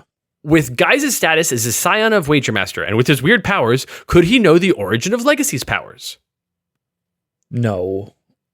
Guys just because Guys... Yeah. is a scion of Wagermaster, like in name, or like nobody ever goes, oh, guys, scion of Wagermaster. Like that doesn't come up. But right. like if you look at what is a scion? It's like, well, technically, I guess guys is a scion of Wagermaster. Right. Dissecting what makes a scion then. And it doesn't make guys go, ooh, with my knowledge, I can look at Legacy and see that he was also influenced by. No. This is all meta stuff. How would Muse react if someone ironically called her a dreamer? I think that's a little cute. Like smirk and go like, She's like more than you know. I was. I was at one time, but no longer. Is there a realm that could take land from the gray? Would it have to be a realm that embodies creativity and taking passion out of listlessness? Is there? I don't think that there is. I think that the gray is always encroaching, and that's its nature. And also, if you take land from the gray, what you get is gray. And also land. I get what you mean. I know, but yeah. Can guys make philosopher's stones like the scholar could? No. The scholar wasn't also just making philosopher's stones willy-nilly. No, but guys is philosopher's stone now. That's right. Can Skeleton Key lock Dinah Dozen's ability to copy herself? No. No, because we've said that he can lock and unlock things that can be locked and unlocked. Right. Yes. You've mentioned that the scholar can put himself and the philosopher's stone into guys. No. You mentioned that the scholar put himself and the philosopher's stone into guys. So is there any fragment of John Rhodes that guys could talk to Obi-Wan Kenobi and Luke style?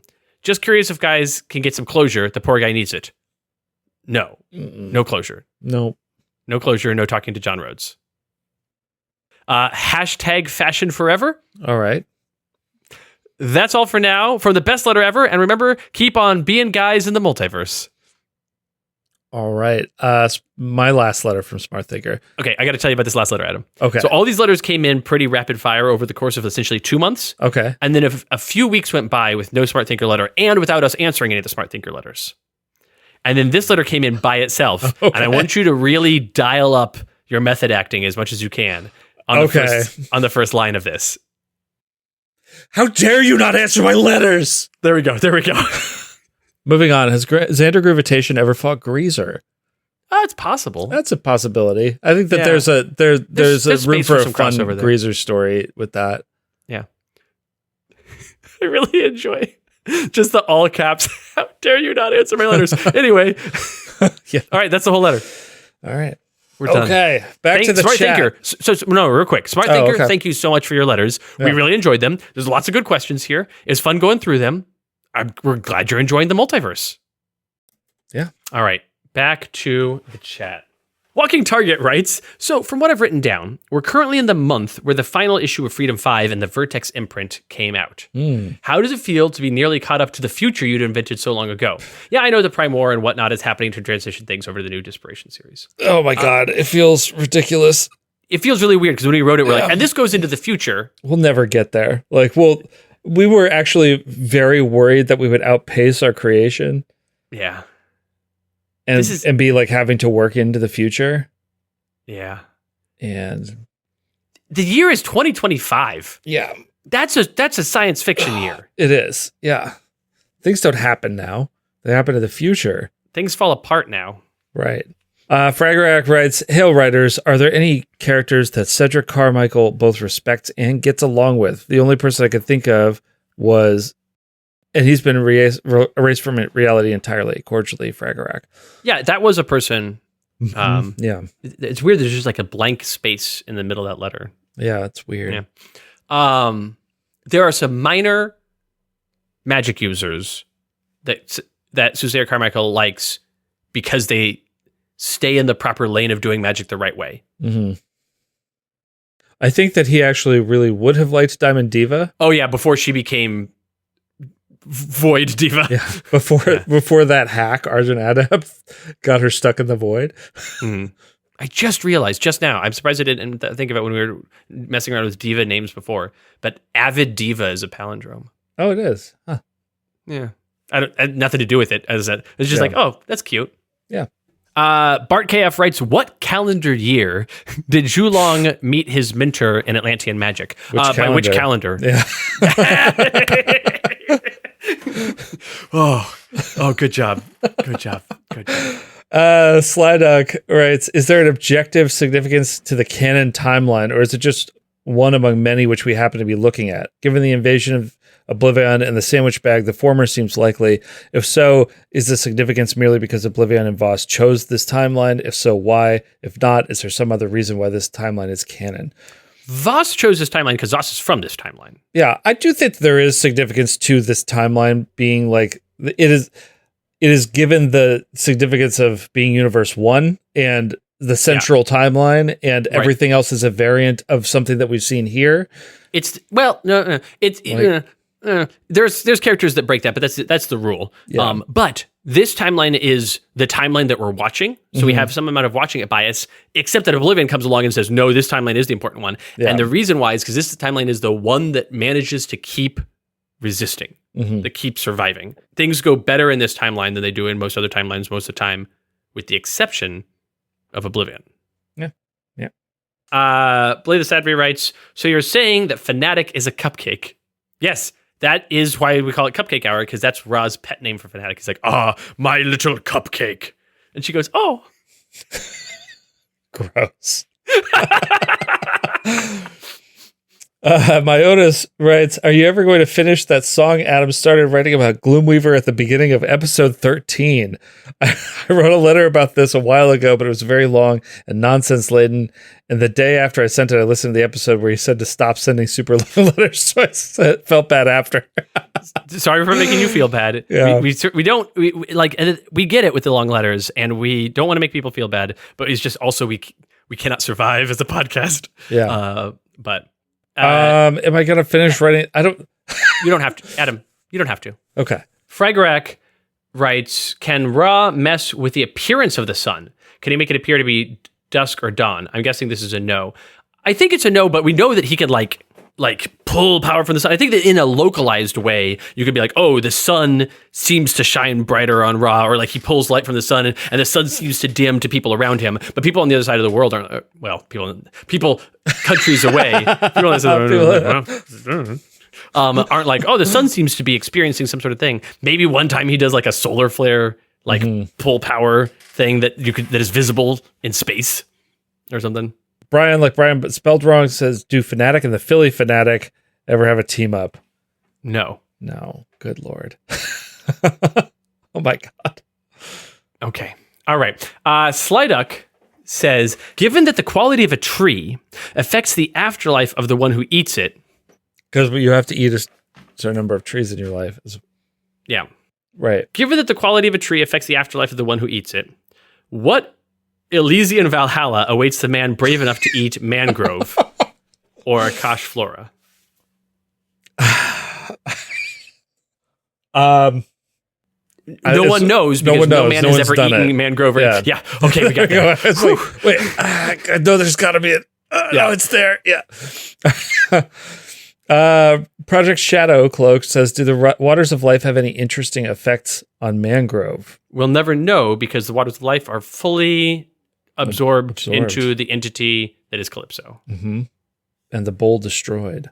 Yeah. Samantha Emanuel writes, here is a question. Republication. So we know that Ra and Dr. Blake Washington Jr. are written as different people during the Silver Age post-rebirth of Ra, and we know that the actual death of Ra during Oblivion they're said to be the same person. When do we start to see the switch in writing happen, and when is it solidified that the pair are two sides of the same coin? Well, even when they're written as different people in the Silver Age, they're still the same entity that is two people within it. Now, when do they start being like, oh, they are two sides of a coin? Because it's not like if you had, in the Silver Age, had an Oblivion, Brom, that one of them could have survived that. Like, no. But even still, that change happens gradually over, like, the 80s and 90s. By the 90s, it still isn't fully there. So it's probably in the aughts that we get the contiguation of Ron Blake Washington Jr. Yeah. I think that's correct. Yep. Good. Dr. B writes, respect for the bandit shirt. Oh, thank you. Yeah, this is... Oh, my God. Oh, my... No. We got to back up. That's good. We'll get back to it. I'm so sorry. Okay. A thing that didn't tag us. Look at Temporal William Where? Tellingham at 11:55. Oh. But you guys said the identity of Death Fiend 5/8 was set. Oh, God. Beep. You did this all for the joke. Right. As if that's the thing for Temporal William Tellingham. I was like, oh, he's just here doing a normal thing and asking a question. Okay, sure, fine. Oh, boy. Okay. All right. Great. Yeah. Anyway, yeah, no, I like the shirt. It's good. It's a great shirt. It's actually not because I'm a dad. It's because I'm a fan of this dad, because Bandit's the best dad ever. Actually. Aspire to be more like Bandit. Yes, actually everyone should. I don't know what you're talking about. What is this from? It's from Bluey. It's a show that is Bluey Blue's Clues related, or just No. They just happen? Okay. It's an Australian show that kids usually watch, but then adults started watching it and realizing it's one of the greatest shows ever, and that's pretty much it. Okay. No, I'm probably not going to watch it. You probably won't, but it is super, super good. Sanguine Squid Sylvie writes, despite it not being an official day in the life story, the Haka holiday special you workshopped a few years back has a few of the trappings of a day in the life issue. It's mostly a quiet, character-focused issue composed of smaller vignettes spotlighting the way Atta celebrates the holidays without his team. Granted, it doesn't take place in a day, which is the major conceit of a day in the life, but work with me here. Right. In the past, you've said that there's only a set number of official day in the life stories featuring specific characters, and that you wouldn't accept a day in the life topic submissions that weren't those set stories. Right. Sure. However, would you be willing to accept topic submissions like a day in the life like story featuring a character or characters? Yes, absolutely. Because those definitely happen. We have character focused stories. They're not common, but like they do happen. I think like you will accept a submission. Like Yeah. I don't see them really making it to voting anytime soon, because I think that there's a lot of other stuff that takes way higher priority. No, So- but I could see some things. Like that's the thing. Like the Haka holiday special was very good, and I think it's got to be that level of like, oh, there's something we're trying to tell you about the character in this case. Yeah, that's the thing is I don't think actually I'm going to say no to this really. outright, that we won't accept a day in the life like story featuring a character or characters, because it is something specific that Yeah, okay, I see what you're saying. That Yeah. We don't want a day in the life like story. We want like the Haka holiday story. We want something that will give us a similar, and you could be like, right a slice of life type story about this. but it has to be about a specific topic. It's not just a generic like just tell me a story like this. So what we're saying is yes to that type of episode. Give us more in the prompt. Farmer Gore says, can you match Sentinel Comics characters to Bluey characters? Who's the most like Muffin? Who would make the best grannies? We're not going to do that right now. We're not matching characters to other characters. That'll be on Adam's other podcast, the Bluey Show, that I'm not on. Right. You and Paul can do a dad talk podcast. Sure. Yeah. I bet you Paul has seen Bluey. I bet you his kids have watched it. I bet. Have you seen the TV show? Let's find out. Yeah. Bluey. Asking for podcast reasons, so please answer in the next 20 minutes if possible. Totally fine. If not, BT dubs. Okay. We'll see. I've got Paul on tap right here. You do. Yeah. All right. Who is it? Is it you? Is it me? It's you, Savage Great. Grey Wolf. Savage Grey Wolf writes, if I recall correctly, the way that Vanessa Long fixed point works is an individual who can be identified as a Vanessa Long gains superpowers. Are there Vanessas Long? It's not what it says, but that's the way to do it. With superpowers that don't have psychic powers. Tangentially, but not necessarily related, is there a Vanessa Long who is legacy? There's not a Vanessa Long who is legacy, I'm going to say. No. Not to say that that's impossible, but right, we have been very clear, and I'm glad you're asking, that it's Vanessa Long gets powers is the fixed point. And we have never, I think we've never said, it's certainly been my intention to never say Vanessa Long gets psychic powers. Vanessa Long gets powers is the fixed point. Yeah, we're intentionally broad about that. Yeah. There's a type chart in here That's of great. pouch beasts that someone put in here. That's wonderful. Yeah. Slide. And they made like what's strong against what? Yep. The types are neutral, cold, energy, fire, infernal, Neutral. lightning, melee, projectile, psychic, radiant, sonic, toxic. Yeah, so they did all the Sentinels types and then added neutral Mm-hmm. to have. Okay, that's cute. Yeah. Great. Right. Sliduck writes, why not make a channel for editors' note questions to ease scrolling? That's actually not a bad idea. To make a channel that's like, put the questions here. I don't believe in your ability, dearest of listeners, to not kibitz in that channel. Well, We could try it sometime. we could try it, but where we'd like, oh, the general channel is for chatting and the spoiler channel is for questions during the episode. Mhm. But I think we've done, maybe I'm wrong. Maybe we haven't done this before, but I think we've tried it before, and the going back and forth between channels creates problems. But yeah, maybe. I don't know. Paul has never seen Bluey. Oh, have his kids watched it? That's surprising. All right. Rakunu writes, maybe a bit of a heavy question, but worth asking after the recent Raw episode. I'm certain that there are issues of Ra, God of the Sun, where he fights and burns like a mummy. Okay. This, of course, would be a horrific thing to do in ancient Egyptian society, whose belief system based a high level of responsibility on the living to care for the dead so their spirit in the afterlife would be comfortable. Burning a corpse could altogether destroy their spirit. How frequently in later comics is Ra depicted as having respect for such beliefs? Is he ever angered or downright made uncomfortable by Dr. Blake Washington Jr.'s archaeological exploits when they would be considered horrible by ancient Egyptian society? Is the issue ever broached, or is the increasing discomfort around the Egyptomania of the 18th and 19th centuries too late to be addressed before Ra dies fighting oblivion? Does Anubis ever deal with this sort of theme in the RPG era? Firstly, I don't think that the ancient Egyptians often had to deal with the mummies coming back to life and attacking them. And I think that their views would very rapidly change if that happened. Secondly, I just don't think that it's in the purview of the comics to talk about that. I just I just think that don't there's an it's- amount of, I do think we get in the comics some like talk about archaeology stuff, because that's part of what we do with the Aeneid with like, oh, I'm an archaeologist, they're grave robbers. Sure. And like they claim to be archaeologists, but they're doing it for profit, whereas I'm doing it for like knowledge. And then we can have some like later Dr. Blake Washington Jr. being like, archaeology used to be a lot less good than it is, but now we try to be more careful. So I think there's like not like an issue about this, but like a panel where it's mentioned. Like I think you get those kind of nods. Yeah, but I don't think that like there's ever any like, oh, I shouldn't have burned those mummies, because like that's actually like, I feel like it's kind of ridiculous to even assert if they're attacking you.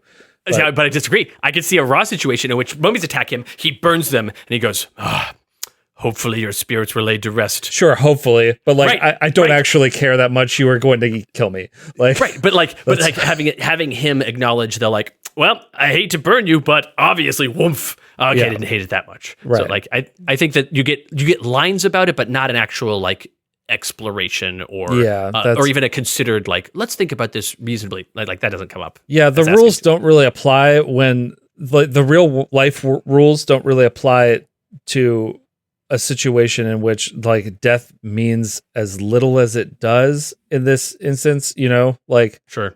Anyway, Davriel, student of knowledge, writes, are there any old letters page bits that you missed? The Cult of Gloom hasn't been active in a while. It's been a while since we got an especially long Power Hound 2000 letter to awe and joke about.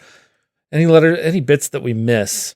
It seems like we don't Power get... Hound is still around. Princess Cool letters, we don't get it. That's what I was going to mention, because I say Power Hound is still around, and we occasionally get the nod to Cultopia, but like... Right, and we have other people nod to Cultopia. The Cult of Gloom, we know who that is, and they are still around, and they write other letters as well, so that's good.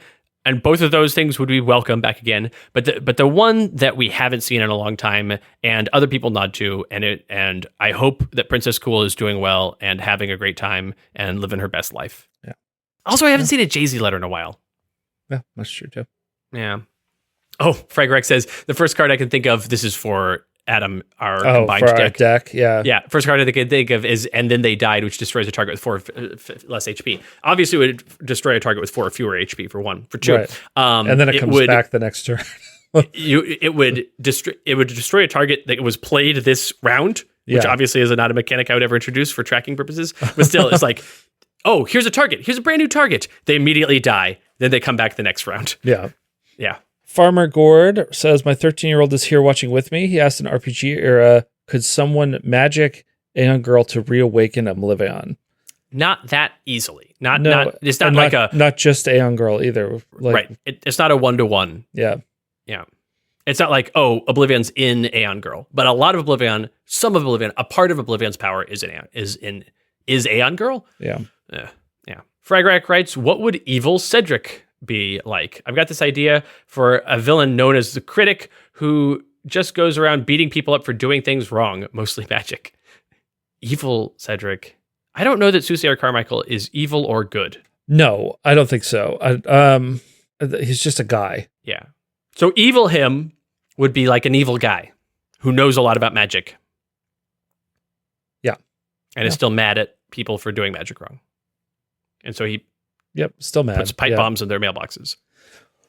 Davriel, student of knowledge, says, where would it suck more to be stuck? The regular universe's realm of Discord or the Extremiverse as a whole? Regular universe realm of Discord. Realm of Discord would be worse, yeah. Yeah, because Extremiverse is going to be dangerous and bad, but it also will be pretty cool. Yeah. I don't know. It's tricky. Stupidiot writes, is the failed version of the Sentinels the Multiverse card game in the metaverse closer to Enhanced Edition or Definitive Edition execution? Neither. It's neither. It's a TCG. It's yeah.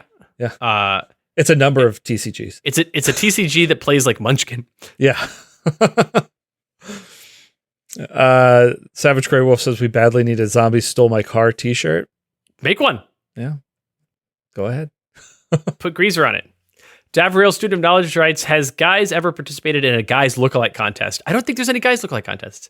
What about a Paul Parsons participating in a Legacy lookalike one? Do they lose? Paul Parsons, like, accidentally finding himself in a Legacy lookalike. Like, he's like walking down the street doing stuff, and there's a gathering of people. I was like, what's going on here? And he steps in, and it's a bunch of like legacies standing there. And he's like, why are there a bunch of legacies? And they're like, oh, it's legacy. And someone says to him, you should try out. You'd be a shoo-in. And he's like, oh no, I could never. Like, guys losing a guys lookalike contest is pretty okay, but it is, except that I don't like who's holding the guys lookalike contest. Yeah, I don't know. Yeah. Okay, scrolling. John Adam. T wrote a whole song.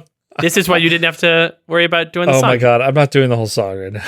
Oh, this is a Doomweaver song though. This is not a Gloomweaver song. Oh my god. Okay. Yeah. This is the sort of thing that you get to see when you're on the Discord. This is for Discord enjoyment. John T could post this. Yep. At his. Yep. Stupidiot writes, does Extremiverse Mangrove have any run-ins with Sheer Force? I don't think so, because Sheer Force is an addition to the Extremiverse very late. Yeah, maybe Sheer Force is retconned into the Extremiverse in RPG era. Well, and yeah, right. That's the explanation of where these guys came from. Yeah. But it's really just because there was a separate property that was Sheer Force that they were like, oh, we have the rights to these characters now because we did a comic based on this, and so we're going to incorporate that. Savage Grey Wolf writes, you may say Muse is a dreamer, but she's not the only one. Yep, okay. And it, of course, referencing the fact that there's multiple realities. So yeah. Davriel, Student of Knowledge, says, has there ever been any official art in our universe of Pouch Beast, Toditos, and any of the other totally legit brands from the Metaverse? Yes, both. Yes, for both. Yeah. Yep. Yeah. The RPG book has Pouch Beast in it. And we did a big Toditos ad. Years ago. And people got mad about it. Rakunu writes, can Skeleton Key unlock video game achievements or other unlockables? Yes, because they're unlockables. Yep. Yeah. Oh my God. John T posted some Pouch Beast art? Mm-hmm. Yeah. Did you draw those, Adam? No, I didn't draw those. He drew those. Okay. I just, the way you said, I'm like, are you taking credit, Adam? No, I've seen these before. I have not seen this. No, he's posted them before. I'm pretty sure. Okay.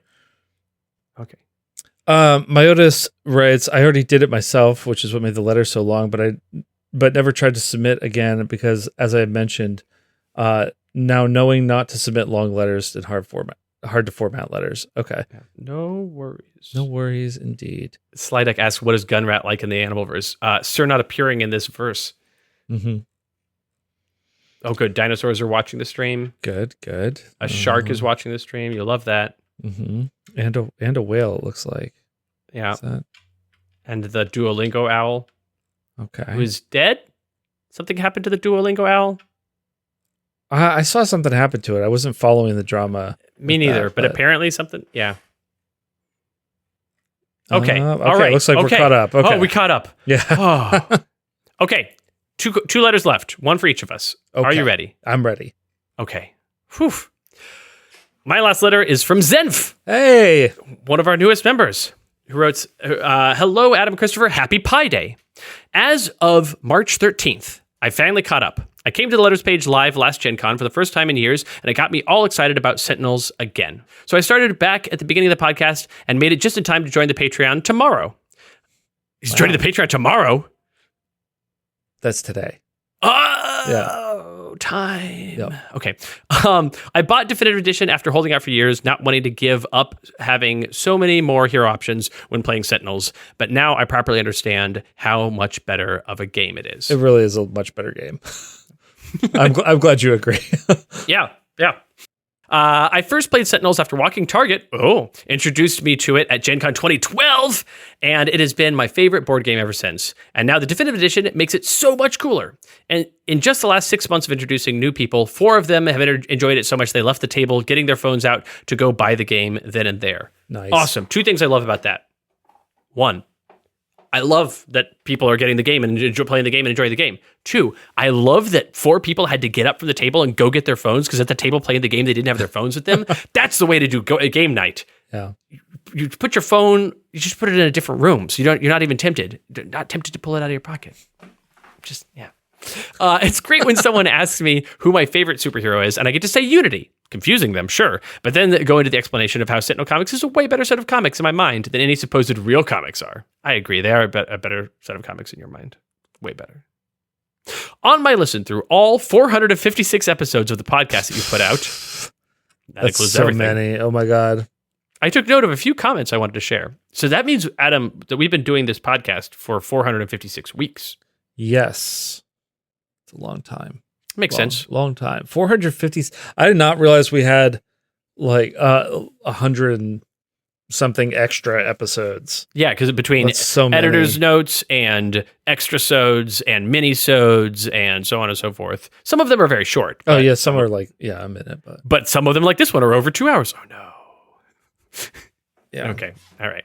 Number 1, Bloodless Wraith is for sure my favorite Wraith. That's cool. Okay. Number 2, I know it's not going to happen, but a Neon Necromancer variant card would be awesome. Here's the problem with that. A, you're right, it's not going to happen. Mhm. But B, the Neon Necromancer wouldn't be a variant card for the Argent Adept deck.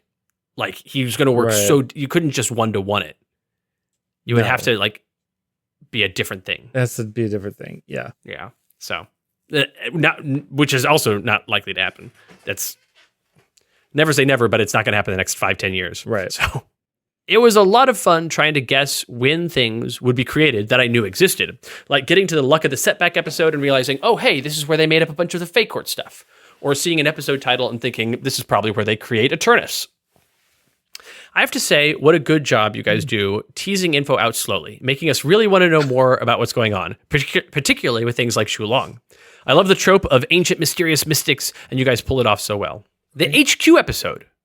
We've heard more about the Atlantean pathways, and Diamond Manor got its own deck since then.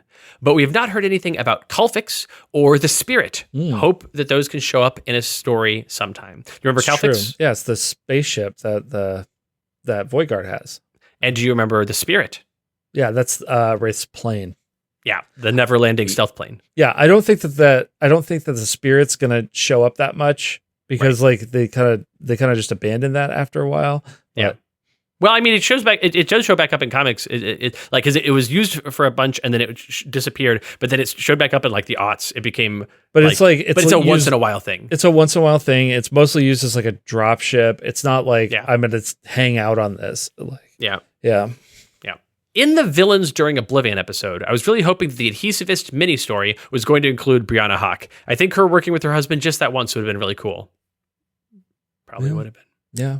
Too bad. Too bad. A while ago, you mentioned still doing the podcast in 2099 and what that might look like. I plan to still be around then, so I have a reminder on my phone to write to you about it. Okay. I don't know if I'm still going to be around in 2099. I'm so tired. First person to live 150 years is alive today. And last, the recent Scholar episode reminded me both of how lucky I've been to never have any really hard times in my life or any significant issues with depression, and also how important it is to stay positive and hopeful in both good times and in bad. It can be hard, but it really matters. Given the small amount of depression I have been dealing with the last few months, it was a useful reminder. So thank you for all you've done, and I look forward to the stories you tell all the way to 2099, or better yet, 2351. Yeah! The thing I is, hope to- here's the thing. In 2351, if you want to hear an episode of this podcast, you can just feed an AI all the episodes of our podcast and have it spit one out because it'll be so advanced by then. You can just get a new episode by then. And then we won't have to do them anymore. But we won't. I don't want that. Well, we'll be long, long dead. Maybe is what you I'm will. saying. So you can Maybe you will. remember us by I'm that. never going to die. You're going to live to 2351. Well, here's the trick. If I was going to die, it would have happened one of the countless times it has in the last I guess that's true. You haven't there's- died yet. So there's no precedent for it. I guess that's true. Yeah. I hope to become part of the Discord community and get involved in some projects there to harken back to years ago when my friend and I tried to make the Sentinels battle timeline when the podcast first started. Having another group to engage with will likely be useful in these dark and trying times we live in. Cordially, fraternally, and sincerely, Zenf. Thank you so much, Zenf. And you have a timeline now. That's there's a timeline, but also being in the Discord and having friends like Walking Target, you are in the right group of people to figure out timelines and such. So yeah. But yeah, the event cards are designed so that you can do it that way, which is true. great. It's true. That's the point of them. Yeah. Before your letter, Adam, Yes. I have a follow-up from Paul. Oh, okay. Neither of his kids have ever watched Bluey. Oh. They are too old to be into Bluey. They watched Avatar, The Last Airbender, not the movie, Miraculous. I don't know what that is. I know what that one is. My kids And watch Miraculous too. True and the Rainbow Kingdom. My kids watch that too. Yeah. Okay, so those are the three that his kids are into: is Avatar, Miraculous, and True and the Rainbow Kingdom. Never watched Bluey. That's no knowledge. Okay. I don't. Yeah. So I mean, yeah, I don't think they're too old to be into Bluey, but like because Freya's older than his younger one. That's correct. And she's very into Bluey. But No, I get you. I'm just saying this is from Paul's perspective. Yeah. Okay. It's probably not popular with their friends. It's probably, I'm guessing. Last letter of the day is from Brian, like Brian, but spelled wrong, who writes, Dear Christopher and Adam, in honor of Pi Day, which is also St. Louis Day, which is also the eve of the Ides of March, and Editor's Note Live number 89 recording, what is your favorite kind of pie? Secret Lad, Brian, like Brian, but spelled wrong. He asked, what's your favorite kind of pie? P-I. Mm-hmm. Not. I like 3.1415 or 16, 159 or 16. I like taking it just a little bit. Yeah. 3.14159 is like that's a good pie. It gives you a bit more, but not a silly amount. Yeah. Yeah. You don't want to overdo it. Yeah. What's your favorite kind of other pie for eating? Yeah, okay. Yeah. Well, so this is the thing. I don't think that I have a favorite because like partially depends on the time of year also. So like Sure. I don't want pumpkin pie is seasonal. Right. And when pumpkin it's pie is my time, favorite at pumpkin pie time. Right, at pumpkin pie time, pumpkin pie is the best pie. Right. I don't want pecan is a close second, but pumpkin's definitely the winner. See, I'm not a huge fan of pecan pie because it's way too sugary. It's like if you get a pecan pie that isn't too sugary, because it can't be done. But yeah. But I think that like I don't ever want a banana cream pie in the fall. I never want a banana cream pie. Oh, I definitely do. I love a banana cream pie in the spring or summer or whatever. But an apple pie is always good any time of year. Apple pie is always good. It's classic. Any time of year. For me, of course, rhubarb pie. Rhubarb pie, best pie. Rhubarb pie better than pumpkin pie, even at pumpkin pie time, but only by a little bit. By pumpkin pie time, pumpkin pie creeps up to being almost even with rhubarb pie. Boy, that's blasphemy. Oh my God. Yeah, that's fine. I love blasphemy. Oh man. I'm super into blasphemy. That's like my whole jam. Yeah, I think that like what do I not like? Yeah, I say I don't like a lot of the like a chocolate pie, like a chocolate silk pie. Like no, I prefer I'll fruit eat that just pie. fine. I do prefer fruit pie, but I'll eat a chocolate silk pie. What I don't like is like a blackberry pie because it's just full of seeds. I don't mind the seeds. I like a blackberry pie because blackberries are delicious. I have little like divots in my teeth, and it's just full of those by the end of it, and I'm just picking them out forever, and I can't. So you know you can go to the dentist to like get a filling or something. I'm not saying that's what you need, but you know you can do that. Yeah. You can just do the same thing at home. You can just get some like concrete, some like Quikrete, and just rub it on your teeth. And these just aren't cavities. Solid. These are just like the shapes. No, yeah. No, right. But I'm saying just like smooth it all in. What if your teeth were just a tooth? I think it's not as good for biting meat, and I like meat a lot. Yeah, but if you do meat like tender meat, then you're fine. I can't always do the tenderest meat, and I'd rather non-tender meat than no meat. But I'm not offering you no meat. I'm offering you all tender meat. Oh, well, I mean, that's great. Thanks. That's what I have to offer you today. Yeah. The tenderest meats and just one big top tooth and one big bottom tooth. Cool. That's not unsettling at all. Yep. All right. No. Rakuno in the chat says swallow concrete. You don't swallow it. You put it on your teeth, but you don't swallow it. You keep it just in the teeth.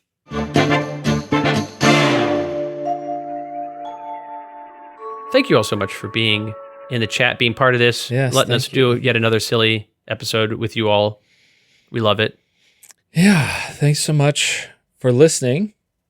Thanks especially to those of you on our Patreon. Yeah. Our patrons, if you will. We could not do this without you, especially these episodes where you get to come and chill and hang out with us. If you want to join the Patreon, head on over to patreon.com/theletterspage and sign up there and join and be in the Discord so that we can talk with you during this. And great. Yeah. Lots of good letters. Several people typing. You love to see it. That's what we're here to do. Next week, Adam. Yes. Are you ready? Yeah. For next week? Yeah. I don't think you are. I think we have prep. I think we'll have prep work to do next week. We will have prep work, yeah, but I'm ready for you to tell everybody though. Episode 313, Writer's Room, a Bugbear story.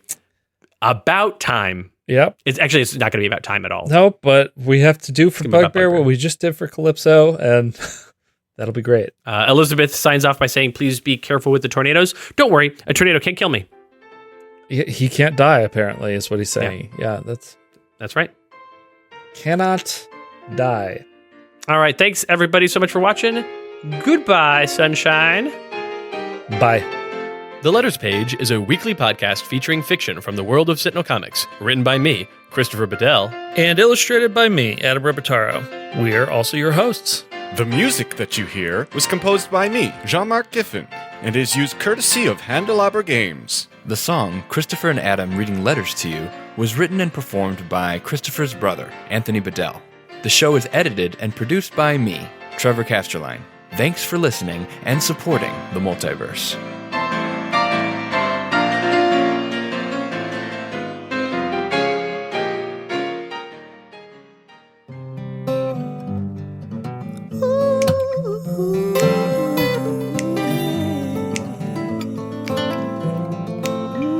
Christopher and Adam reading letters to you. Christopher and Adam.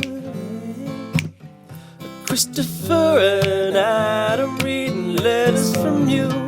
Let them read 'em at you. Let 'em read 'em at you.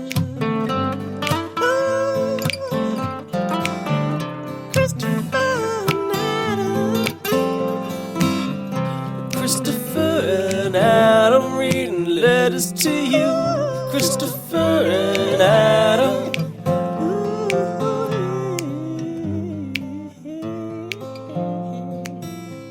Christopher and Adam.